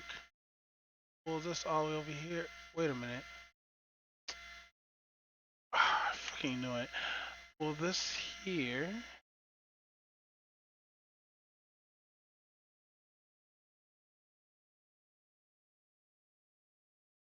And then we're gonna grab this.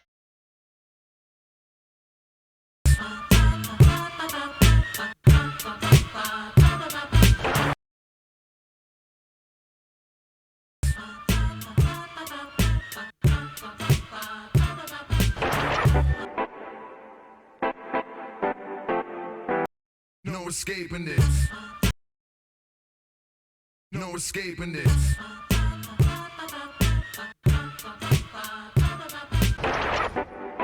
No escaping this. No es no es no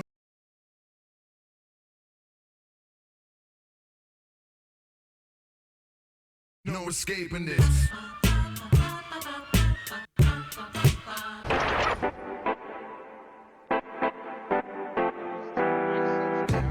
Alright.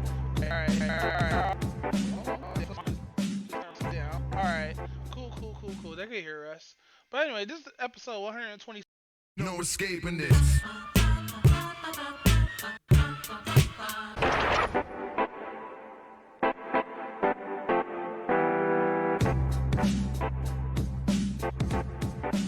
turn myself down. Alright.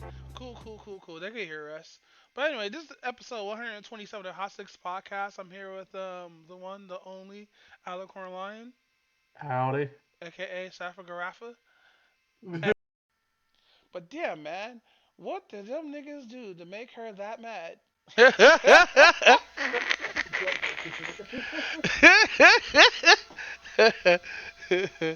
Talk about the Waffle House girl. We're gonna actually put that as a whole clip after this.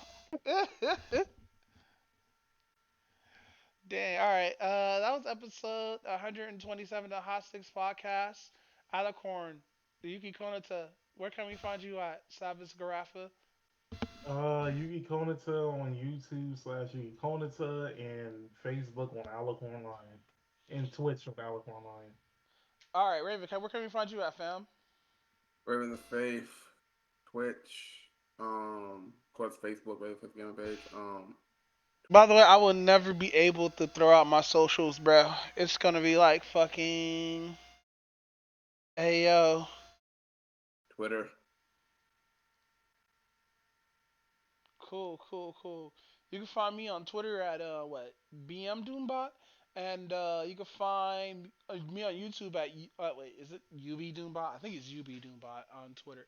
You know what? YouTube fucking changed their shit where you have handles now. So you can ride your bike without them? Hey yo, I hope Twitter doesn't die a horrible death, bro. But no, you can find me at Shindoombot on Twitch at Shin_Doom_bot. Uh, not all caps because there's not cap stuff anyway. You can find the podcast or clips of the podcast on TikTok at TikTok. Yo, I found out some shit on TikTok. Which is? It's actually have dark patterns and it's really toxic. Yeah, so sorry stuff that I already know. Oh. I was glued to the Mia Cole's video. I believe I was watching. Was it Mia Cole's video on TikTok? I forgot who it was that made like a video essay about it. But I was watching it earlier. It was really fucking good. Yeah. Apparently everybody adopted a lazy format of people when they scroll through videos. Like when you use YouTube on your phone, it looks similar to TikTok, and the same with Twitter. No, Twitter has a different layout. Same thing for like Instagram and like Vine and like fucking Snapchat. Which by the way, if you still have Snapchat, delete Snapchat, you nasty ass motherfuckers. Y'all nasty. But no, what else? Watch this. Where did I get that from? Oh, I know where I got that from. That's a dude who be like my stomach be bubbling. But alright, you can find more clips on. I gotta send videos to that on for the homie or whatnot, cause that dude is funny as fuck. So what he does is white people making gross ass shit, and he's like peeking through the window, being all nosy and shit. And there's this one where it's tater tots. Now I don't know what fascination. Whoa, what was that about? Holy shit! Hold on, my shit just peaked and I heard that shit. Yo, what was that about? Hold on. Test. Yeah, my fucking mic just redlined, yo. Yo, that was probably loud as fuck. But anyway, where was I? Yeah, it's a guy who he's a black dude, light skinned it, cause light skinned energy. Basically he watched videos or reacted videos where somebody's making some gross ass shit on TikTok, and it's always some gross ass watery shit where the motherfucker has no reason cooking. You just want to like throw shit together and hope it works. Like don't people who make shit with corn, canned corn, don't use the fucking corn water, you gross ass motherfucker. Ooh, it peaked again, guys. It knew my rage. But no, please stop using fucking I lowered this down just a little bit more. Please stop using fucking corn water to make shit with cheese. That shit's gross. It's not healthy. That shit's nasty as fuck. Stop it. Stop using corn. What's up with these gross ass recipes? It's just gross. So basically, he basically reacts to that kind of shit, and he'd be like, my stomach bubbling, and it just ends with a fart joke at the end. It's funny as fuck. But sometimes be like, watch this, watch this, watch this, watch this. On Twitter at Hot6C, I don't know where I can put clips behind that. And you can watch other clips of the podcast on Instagram, and you can hit us up on fucking either Anchor or Spotify. That's 127 the Hot Six Podcast, and we out of here. Thank you guys for coming to the podcast. No problem. Are you guys playing Master Duel together? I want to play. No, I logged into it, but I haven't. Man, I wanted to play against Alicorn. We never got our match. Like it's oddly weird that this dude's staying fucking quiet. Like it hasn't been 3 weeks since he dropped all this racist shit, and he hasn't said nothing for the new year. I'm scared, my guy. I hope he's okay. Dude, what if he pops up on like some hyper racist shit, like like he's in This Germany has to at be the. a clip. But no, what else? What else? What else? What else? What else? What else? Watch this. Watch this. Watch this. Watch this. Where did I get that from? Also, Kanye needs to be stopped. Like. No, I logged into it, but I haven't. And you can. What else? What else? What else? What else? What else? Watch this. Watch this. Watch this. Watch this. Where did I get that from? Oh, I know where I got that from. That's the dude who be like my stomach be bubbling.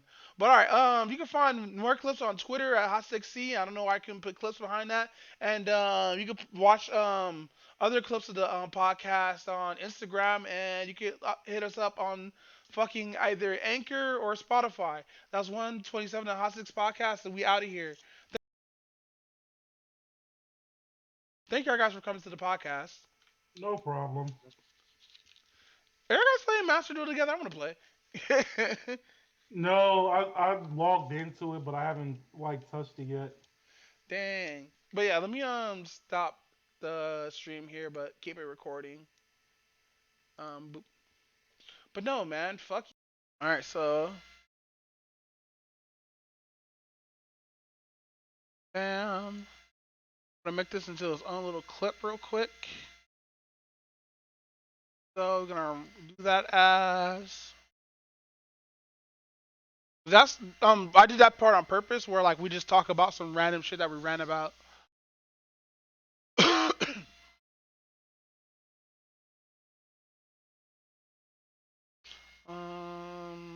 think we have to put A. What do you mean there's no formats? Audio formats. Wow. Let's just match project setting.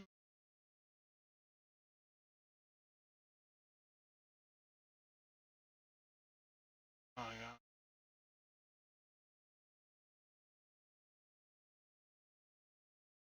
I have this fair. Wow. So we don't have medium quality? What?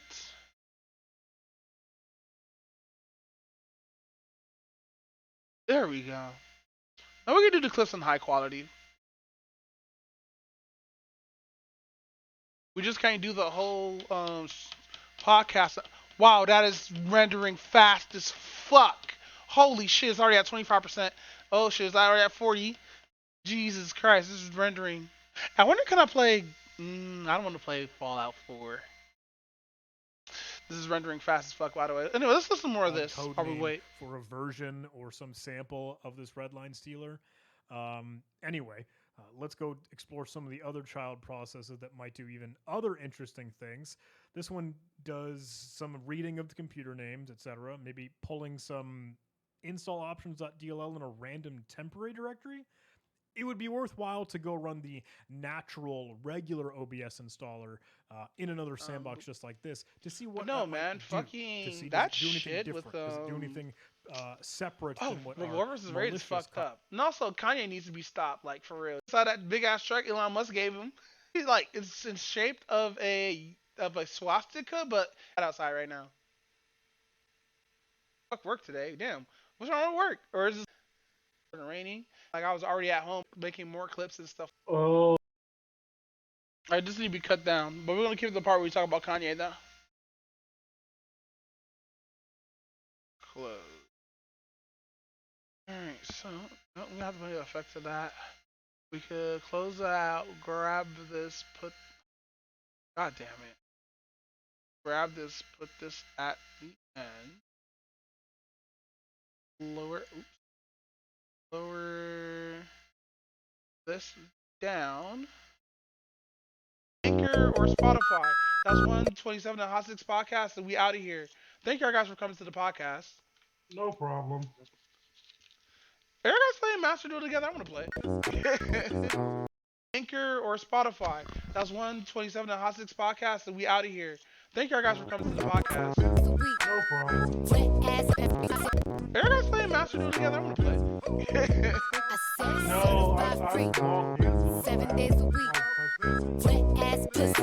Make that pull out game weak. Yeah. No escaping this.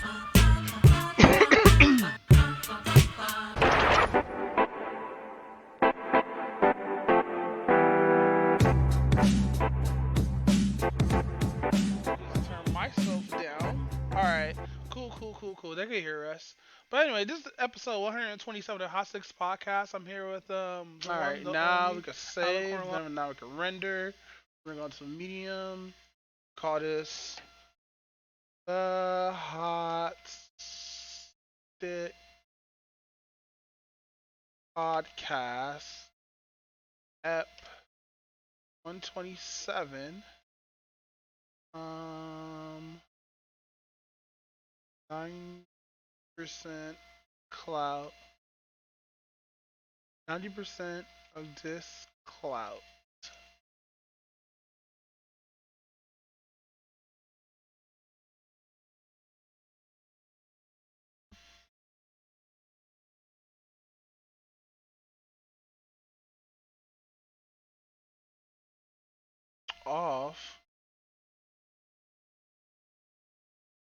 Off Meat Lover Pizza. There we go.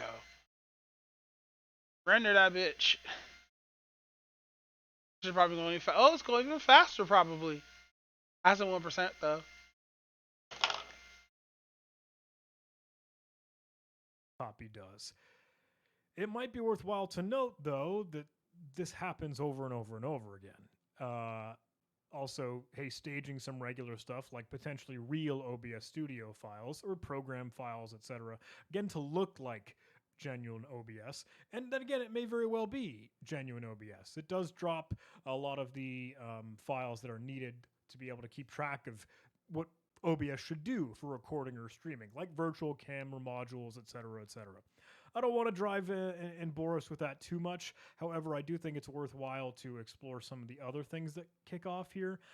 There was some strange stuff that I do want us to kind of hone in on, especially a lot of these weird command prompts. I did also want to cancel because, like, my fan is loud as fuck right now. That gets dropped, put into I'm gonna cancel, and then we're gonna like end the stream off here, or I can just end the stream off here and just watch the rest of this. You know what? It's been 3 hours. I haven't been doing anything except for like quick. I just did that edit like in 8 minutes. I was supposed to take like shorter than that, but not. I was supposed to be doing clips right now, but like I'm watching a lot of interesting videos and been like keeping really distracted from editing. So I need to focus on that. So with that said, yeah, thanks for everybody for coming to the stream. Deuces.